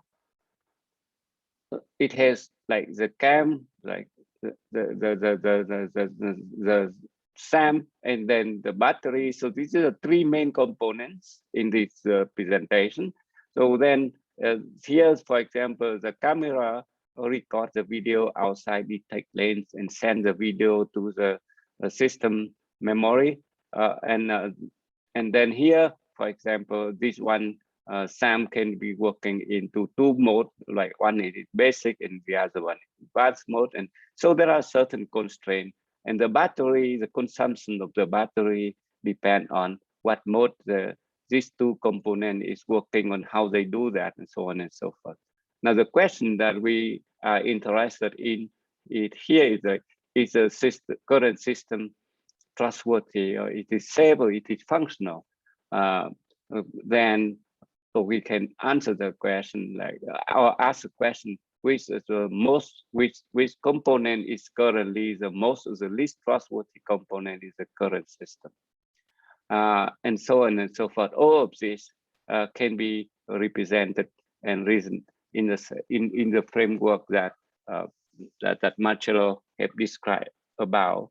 But now let me get into the basically the recap of we talk about Ed talked about the CPS ontology, and Marcello extended it to include like different classes and like component classes, the related list, the actions, all of that already talked about, right? And just for the sake of the illustration, so here we have basically what Marcello have presented in the second part have basically allow us to link the CPS ontology that talk about various aspects of a CPS system. In this case, the trustworthiness here, it has the safety, reliability, security, and so on and so forth. And then that the various properties here that it linked with the concrete domains. The concrete domain it represents in here, like by its components, its properties, how each of the property address each of the concern in the trustworthiness CPS tree, right? So basically, we can now describe formally the CPS system in the form as what Marcello have described. It's basically a CPS domain. It's a system that consists of components and actions that can be executed. The set of fluents describes the state of the system, the relation that map each of the component in the system component to a set of properties defined by the CPS ontology. And then the gamma here is a set of triples of the form concern, functionality, functional decomposition of a concern, and a formula that specify when is its functional decomposition is satisfied. And then you can see here now, if you are familiar with action language and formal representation of dynamic domain using action language, the first three components here, it basically represent a dynamic system. And then the two components here, like the last two components, basically related the dynamic system with the CPS ontology. So now reasoning about the dynamic system then can be represented and basically reasoning about properties or concerns or aspects within the defined by the CPS ontology can now be formalized using basically the semantic of the dynamic system. And here I wanted to point out that basically trustworthiness or any properties of a system is dynamic. It is not statically defined because of the system evolve. Like at this moment, the system may be in a trustworthy state, but certain action happen that can cause it change the state of the system change, and therefore it no longer trustworthy. And that's what we wanted to reason about, and basically avoiding trying to address any concern that may arise during the execution or during the execution of the system. So formally, we define a state of a system is an interpretation of the set of fluent that satisfy the constraints in the action theory AF here. And then a CPS theory is a domain S together with an I, a state that representing the initial configuration of the system. Now, I would like to point out that in the second part, when Marcello talked about the system, we did talk about the first four components, the connection between the CPS ontology and the dynamic system already established through this relation R that basically maps each of the components to a set of properties defined in the CPS ontology. However, as a lane keeping assistance system, so we need to expand it to have this functional decomposition for the following reason. So basically, I need to go back here. The main reason is that each of these components affects certain properties, but the concern, I'm sorry, the concern, each of the concern, you can see here, for example, the authorization concern can be satisfied by different means. So different methods can be satisfied this concern, and each of these one require a combination, not just not a conjunction, but a formula that is that could be applied over a certain set of properties, and therefore we need to have this formula over the set of properties that address. So it could be a disjunction, conjunction, or something like that, and that is an extension of that. And we believe that it's going to be very important for the full formalization of a CPS domain. So for the LKAS system, so we can have the very simple thing as Marcello already have that here. For example, we have the three components, and then we have the fluent, that describes the active, the state of a property, whether the component X it's active with the property P, and then whether the component X is ready for use or not, and so on and so forth. And then we have the action like switch the component from one mode to the other mode. For example, this switching the camera from advanced to the advanced mode if it is on, and then the mode is active, and so on and so forth. And then the relationship, as I showed that in the previous slides, it is basically the relationship between that.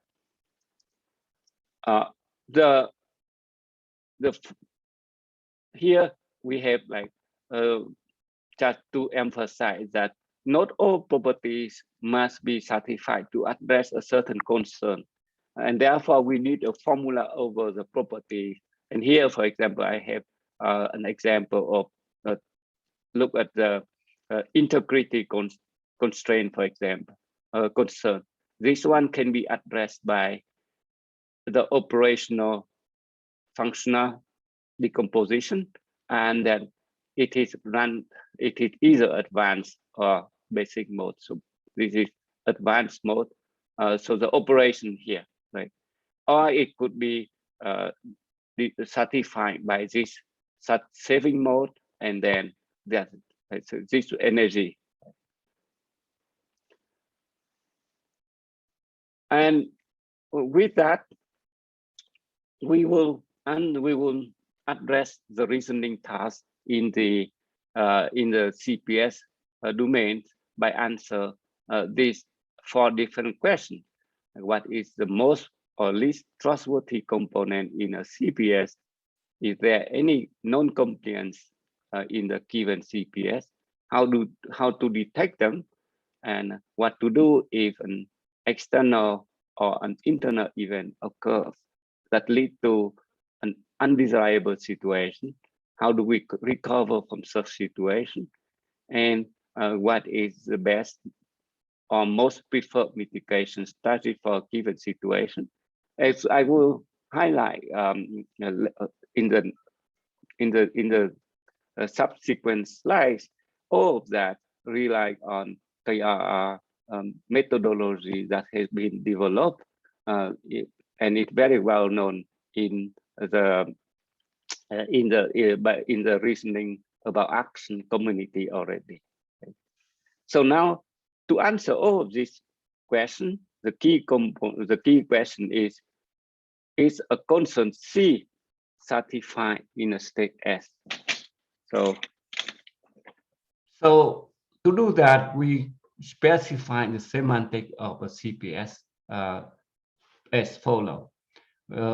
First, we know that given an action theory AF, so the set of action, the set of fluence, the transition function, this action theory will basically specify a transition system which can be described by a transition function phi S that basically determines what are the successor states that could be reached after the execution of an action A in a state S.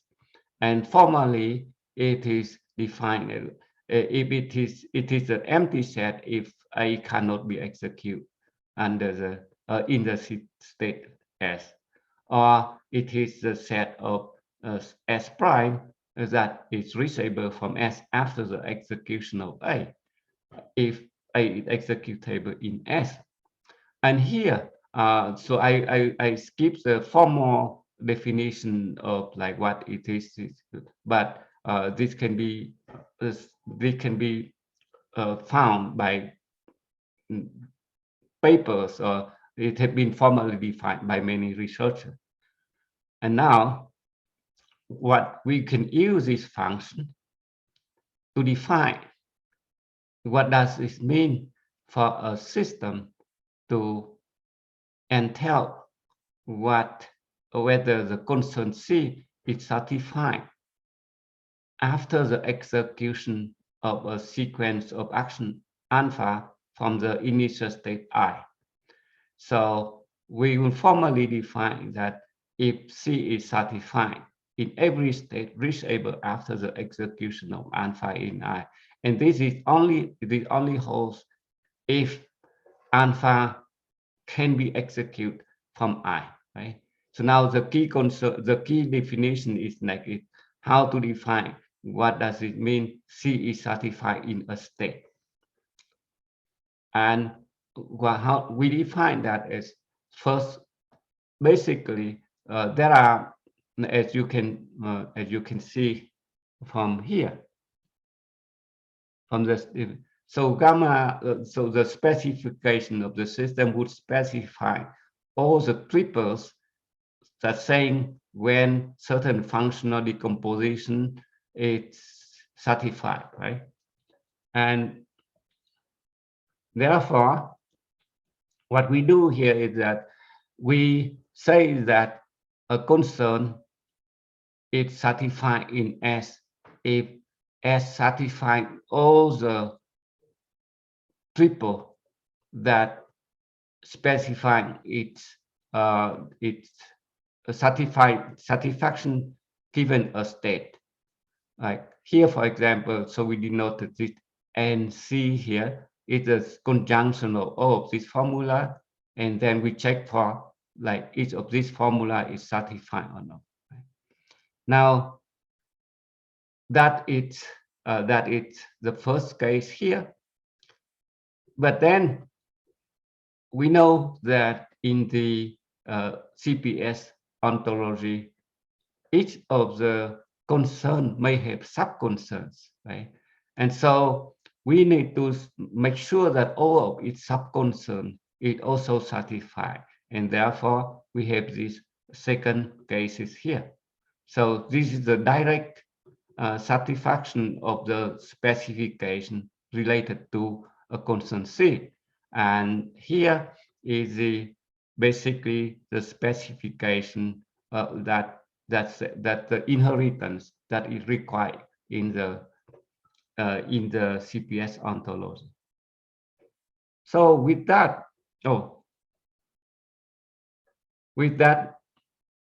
we will be able to answer all of the questions that basically that is related to the reasoning task with the two notions when it is a concern is satisfied, when it is not. And we will start with specifying when is a component is most or least trustworthy component. And basically we can define it by specifying or take the component, define the all of this when it is certain property is positively or negatively impacted by a constant C, and then we can summarize basically all of this each of the component therefore affect different concerns, and we define the notion of X affects positively concern C if basically by this tuple. I'm omitting the formal definition of that, and then we define that we can basically define when a measurement for the trustworthiness of a component in a given state. And it is, I would just skip the full definition of that here, but basically it says that the trustworthiness of a component X is the ratio between the number of concerns that are positively affected by X and the number of concerns that are addressed by X. So this is just one possible interpretation. You can have different measurement for this notion, right?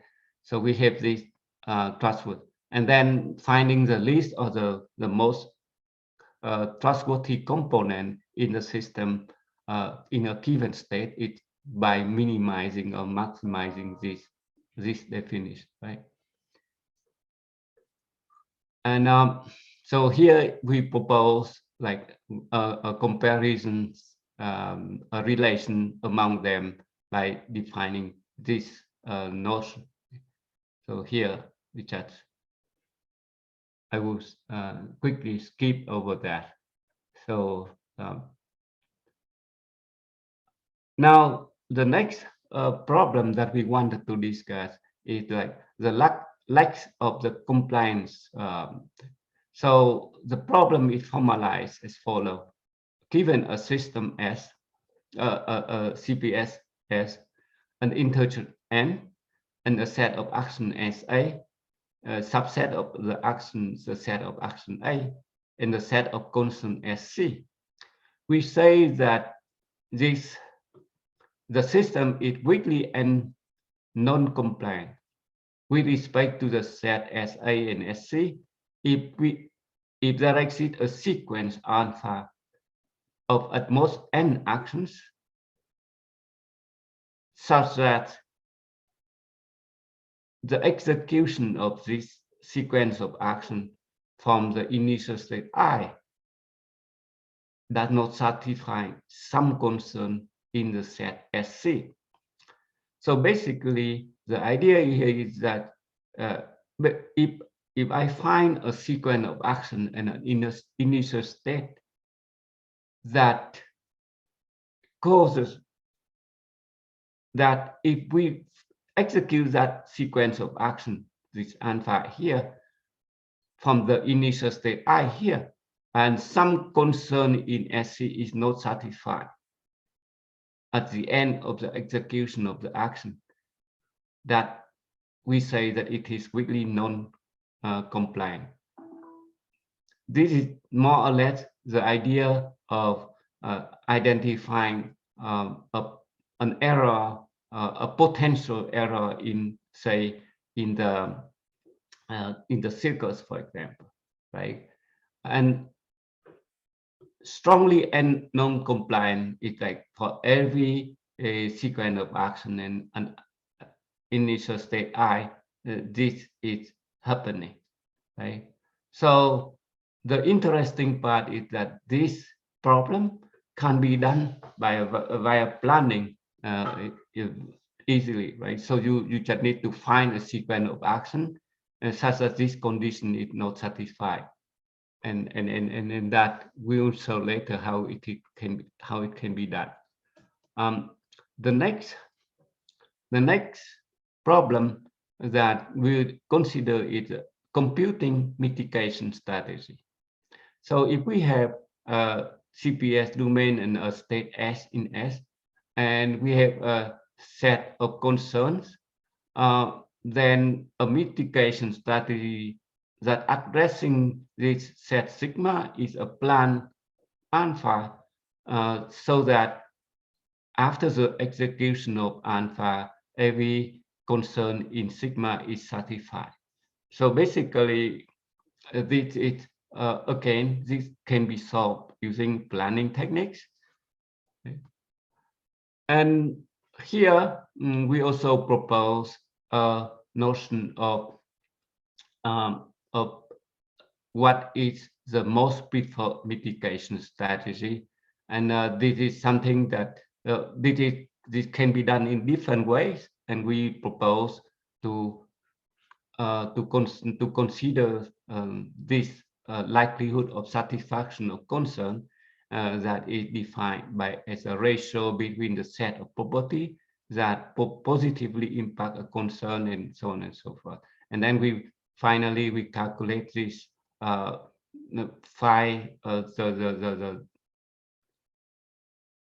likelihood of satisfaction of concern given for a function here for a concern C given a state S by this formula, right? So this is something that is easy to, and then we just basically specify the preference between it, and we can use user specified preference to calculate the most preferred mitigation strategy. Then we can also consider different way of like specifying the mitigation strategy, finding the best one with it by extending the specification language with statement like A success with a property B if condition X is satisfied, or basically a probability function that map the success of action in a state into, so this is a probability function, and then calculate the probability of a sequence of action using this formula. And then we can basically identify most preferred mitigation strategy as the one with the highest probability to success, for example. So I probably will not going into very detail of the implementation of all of this strategy. I wanted to keep time for Matt to show you the tools for a specification and reasoning about the CPS framework that we have developed within the project working with NIST, with Ed and with Marcello. But I wanted to briefly show, so we use answer set programming to represent it, and I think that Marcello have a good definition for that already. We wanted to, I just wanted to quickly went over these descriptions so that when Matt is showing his tools, you have some good idea of what we are doing. So we have here, so the ASP implementation, we have several sets that of rules that encoding the component and the action, the fluent, the relations, and the formula that we have here. So this is the second part, the CPS system encoding here. This omega, we already have it, right? So and then we have rule defining for reasoning about action and chain in the same way, it exactly as Marcello have described. It's a literal of the form H holds F at the time T. And so here I have this, like relation, all of this encoding of the system as an example for this, and then all of the formula, how the formula are encoded. So especially these two formula that represent the integrity concern and so on and so forth. And then how do we compute the satisfaction of the concern? It's exactly in the same way as Marcello have shown. The only difference is that now we include we deal with like arbitrary formula like disjunction, conjunction, and so on and so forth. And now computing the most and least trustworthy components, basically implementing, we just implement directly the relation that we described earlier. To compute the mitigation strategy, this is exactly what we have in the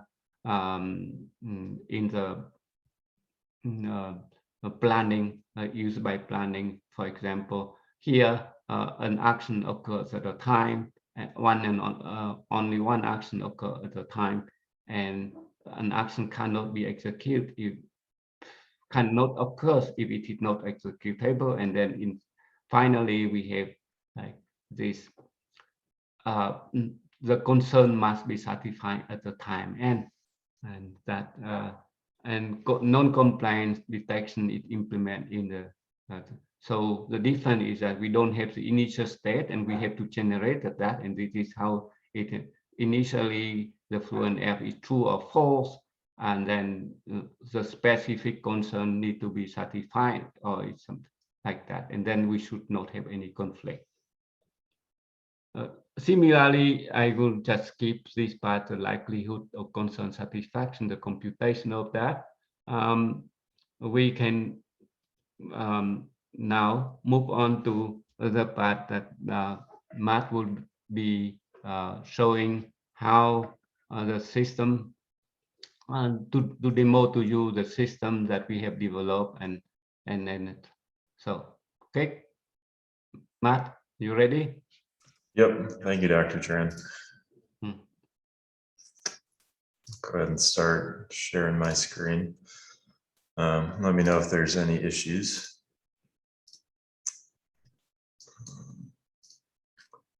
So yeah, my name is Matt Bundes. I'm a grad student at New Mexico State University, and I'll be talking about some of the practical tools we've developed for modeling CPS and reasoning about them.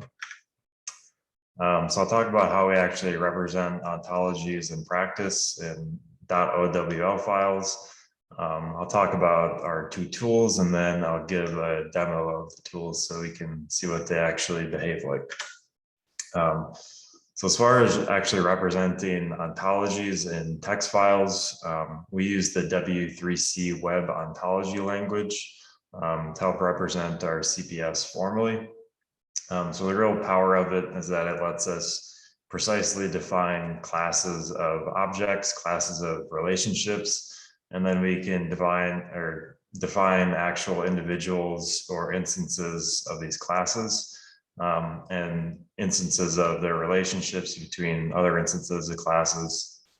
And so we represent our CPS in two separate files. One is the base file and the other is the application file, which I'll talk about more.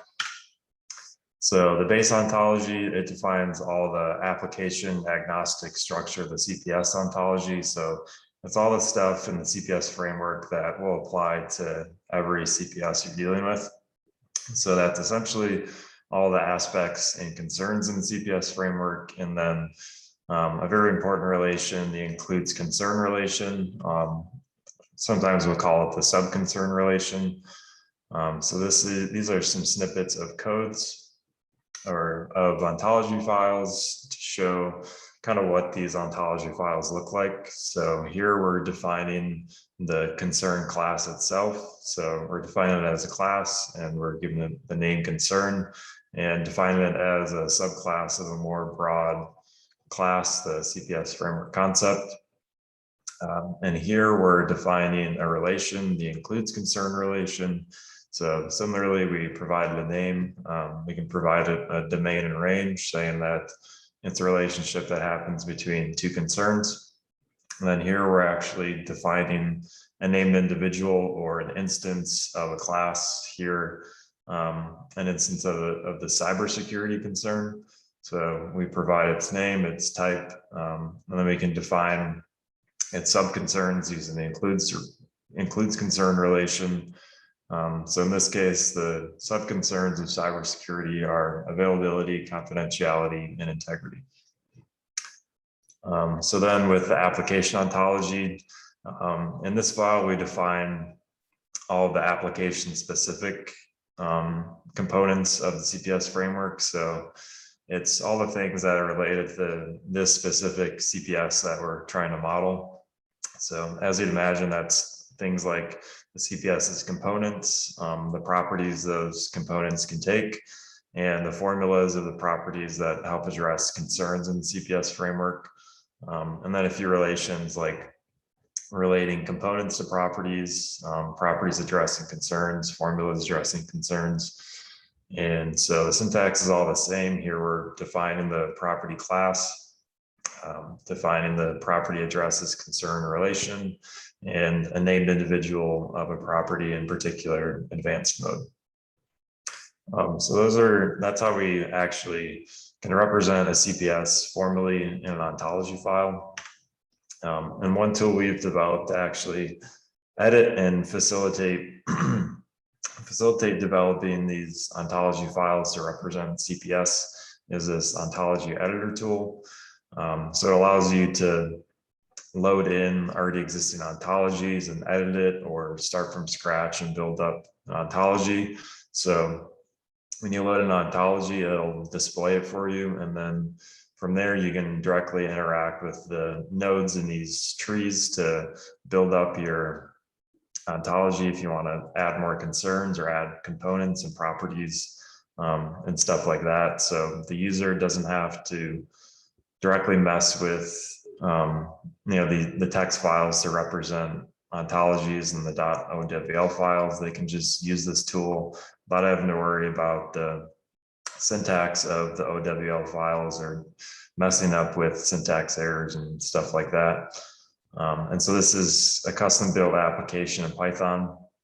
It uses a really cool package called Already2 for all the ontology modification. So it lets you load in the ontologies from a text file as kind of like a Python object. So then you can use Already's built-in functions to modify the ontology and eventually export it. So that makes things a lot easier. So the second tool is the CPS ASP Reasoner tool. So this is a Java-based application for actually reasoning about the CPS and executing the queries that have been talked about, especially by Dr. Tran.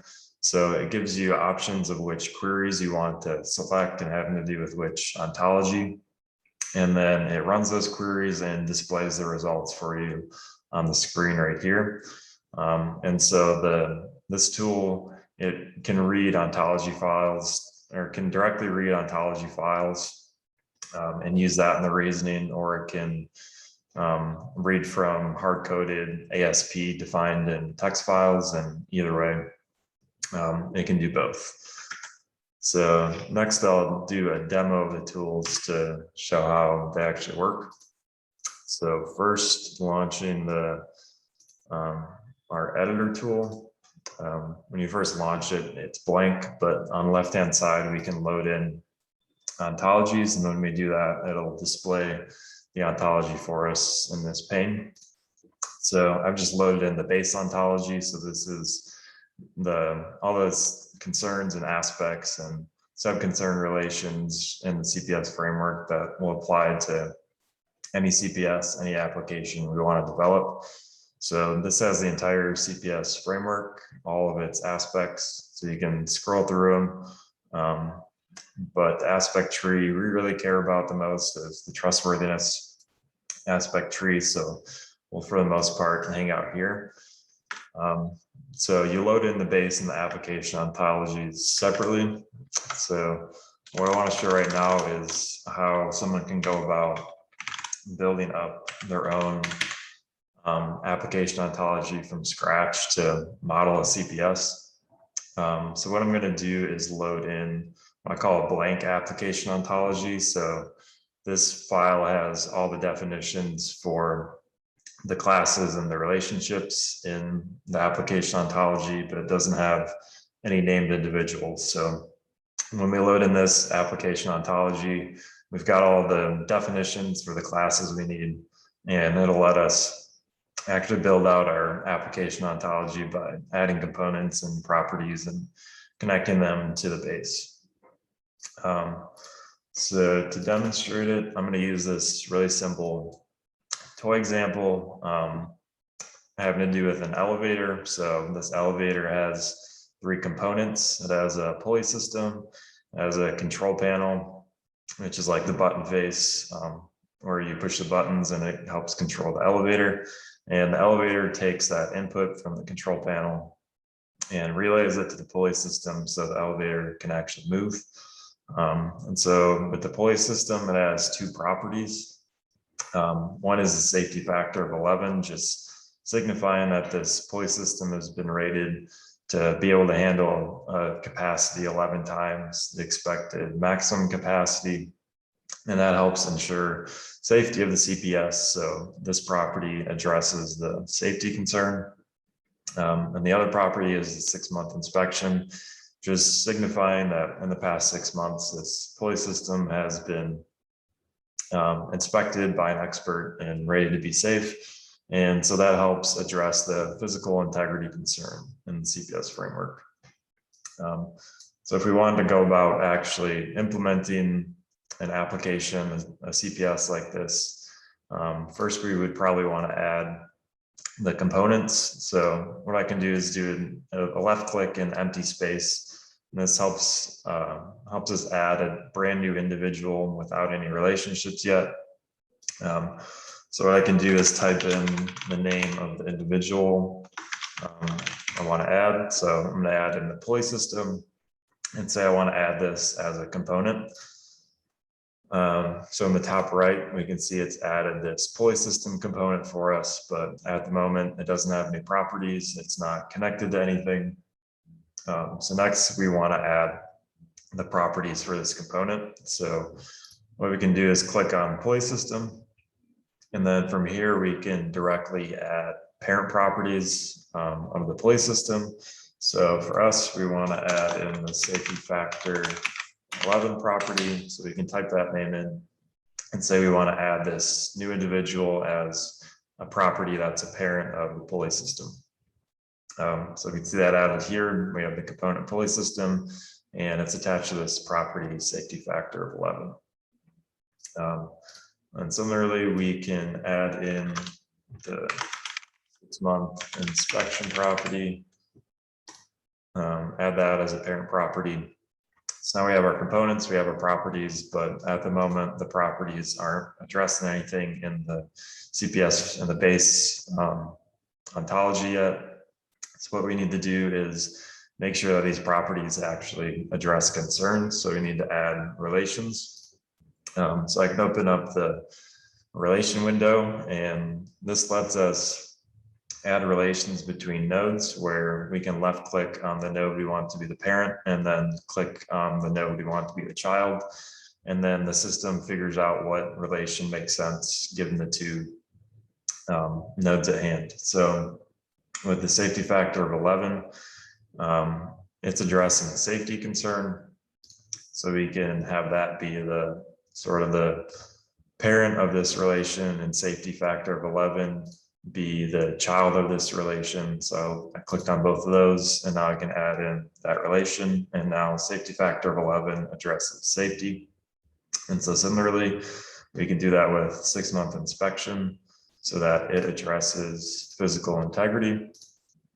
And there we go. So now we have the employee system component, it has its properties, and they're addressing concerns in the CPS framework. So I'm not going to show it, but of course, if we wanted to, we could add in more components and build out this application ontology. And ultimately, we could output the modified application ontology and use it however we'd like to. So yeah, next I want to show an already mostly built out application ontology representing the lane keeping assistance system. So again, I'll load in the base ontology, scroll us over to where we want to be with the trustworthiness aspect tree.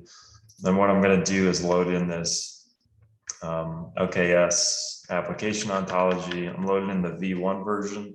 So this is an older version that doesn't facilitate sort of those complex formulas Dr. Tran talked about. This version, V1, assumes for a concern to be satisfied, all of its properties need to be satisfied, not just the right combination of formulas. So I'm going to load in the application, and you can see those 3 components Dr. Tran talked about with the SAM, the CAM, and the battery, and all of its very many properties, and they're all addressing their respective concerns. And so this is an ontology we can reason about. So I'll show what that looks like in the ontology reasoner. So I'll launch that and scroll down to the queries we want to execute. So we're looking at the lane keeping assistant system. We want to reason with the actual ontology files, not the hard-coded ASP. So we're going to be in this OWL section. And we have these list of queries we can run. Sort of the most fundamental being checking which concerns are unsatisfied given the current state. And so the current state is defined, it's hard-coded as ASP in the background. So I can run that query, and we can see that we've defined 2 properties to be unsatisfied. Firewall setup and 2 factors are both unsatisfied. and that leads to all these other concerns and aspects being unsatisfied. So we can, using the editor, we can kind of visualize why that's the case. So with the firewall setup property, that's right here, it's addressing the verification concern. So in this V1 version of the ontology, for verification to be satisfied, all of its properties need to be satisfied. So in this case, firewall setup is not satisfied, so that leads to verification being unsatisfied. And we see that in the list of unsatisfied concerns. And then moving up the tree, looking at its parents, confidentiality, it has two sub-concerns, encryption and verification. So for confidentiality to be satisfied, both of its sub-concerns need to be satisfied, but verification is not satisfied. So that leads to confidentiality being unsatisfied as well. And that kind of propagates up the tree. Similarly with cybersecurity, security, and ultimately trustworthiness. So we've got these two unsatisfied properties that are kind of making our CPS unhappy. So one query we'd want to run on this CPS is seeing what we can do about it. What kind of actions can we take to reach a satisfied state where the CPS is happy and all concerns are satisfied. So we can run this query to kind of calculate all the different mitigation strategies we can take. So this is a pretty simple case where we just have two properties that are unsatisfied. So for the most part, we just need to somehow activate these two properties so they're satisfied and the CPS is happy again. And so we can do that by just directly turning them on, or we can run patches and we can run that in different orders. So it lists those different series of actions and different orders we can take. But what we really care about is the mitigation strategy that's best, that has the highest chance to succeed. So that's another query we can run, where behind the scenes we define the probability of success of the individual actions. So this query calculates, given that, which series of actions would be the most probable to ultimately be successful. So in this case, our two actions have a 60% and a 70% success or probability of success. So that's a combined probability of 42%. But this is the best strategy we can calculate. So if we wanted to bring the CPS to a good state, this is the mitigation strategy we would want to go with. So another query Dr. Tran talked about was calculating the most and least trustworthy component. So we can run that query as well. We can see that it calculates SAM to be the most trustworthiness, or the most trustworthy, with a positive trustworthy value of 123. And for battery, it just has a value of 23. And so looking at this, we can kind of see why. It's mostly a factor of the number of properties these components have addressing concerns in the CPS framework. So the battery has relatively few properties constraining its behavior compared to SAM, which has a whole lot more. So the battery is a lot less trustworthy than the other two components. So as we build out this application ontology, we can, when we add properties, it'll change the values of, it'll change what we see in the queries. So as we're building out this application for the battery, we might add a property like protective casing, just signifying that we've wrapped this battery in a protective casing so that if there's an issue with the battery, it's kind of contained inside the battery rather than spreading to the rest of the CPS. And so you can imagine that property might help address hazards within the CPS. So I've added in the protective casing property, and I want this property to address hazards. So I can go ahead and do that and connect hazard to protective casing and set that up such that we have this property and it's addressing the hazard concern. And so we've added this new property, and from here we can export this new modified application ontology.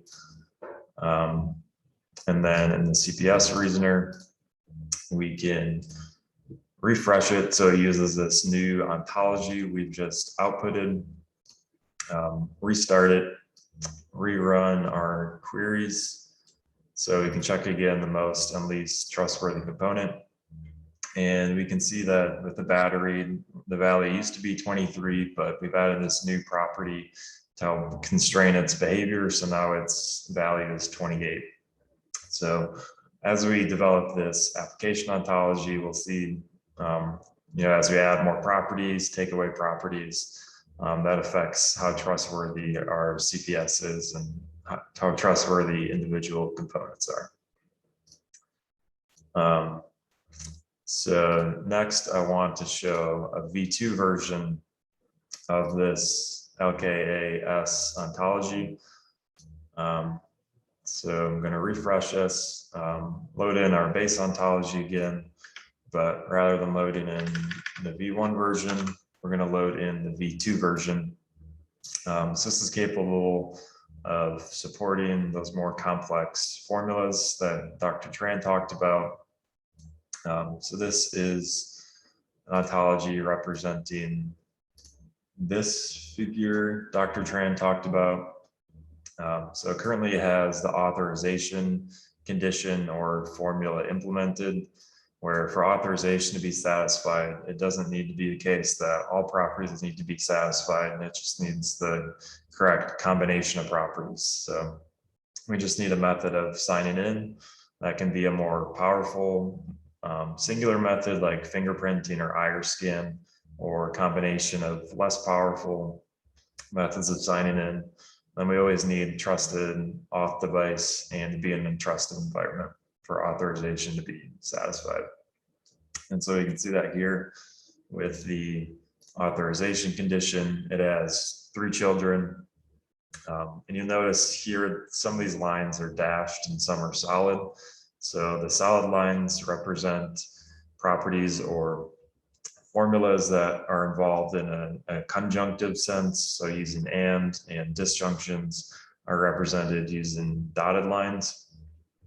So with the authorization condition, it has 3 children, kind of representing these 3 different things that need to be satisfied in order for authorization to be satisfied.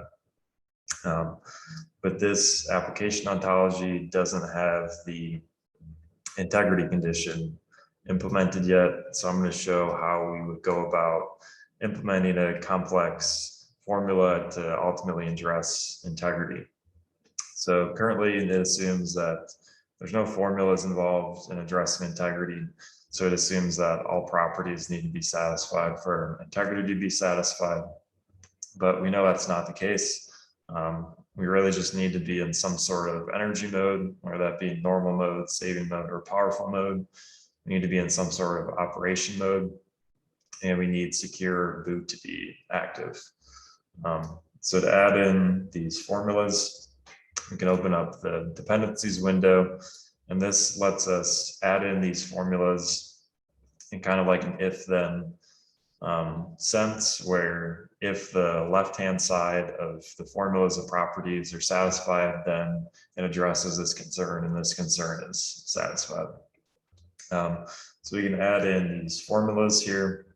So we can add them by clicking on the nodes, where when I left click, it adds them as and when I right click them, it adds them as or. So setting up the energy function, we know we just need to be in normal mode or saving mode or powerful mode. And we need to be in secure boot. And we need to have some sort of operation mode, which can be either basic mode or advanced mode. So we have our left-hand side of this formula set up, and we want this formula to address the integrity concern.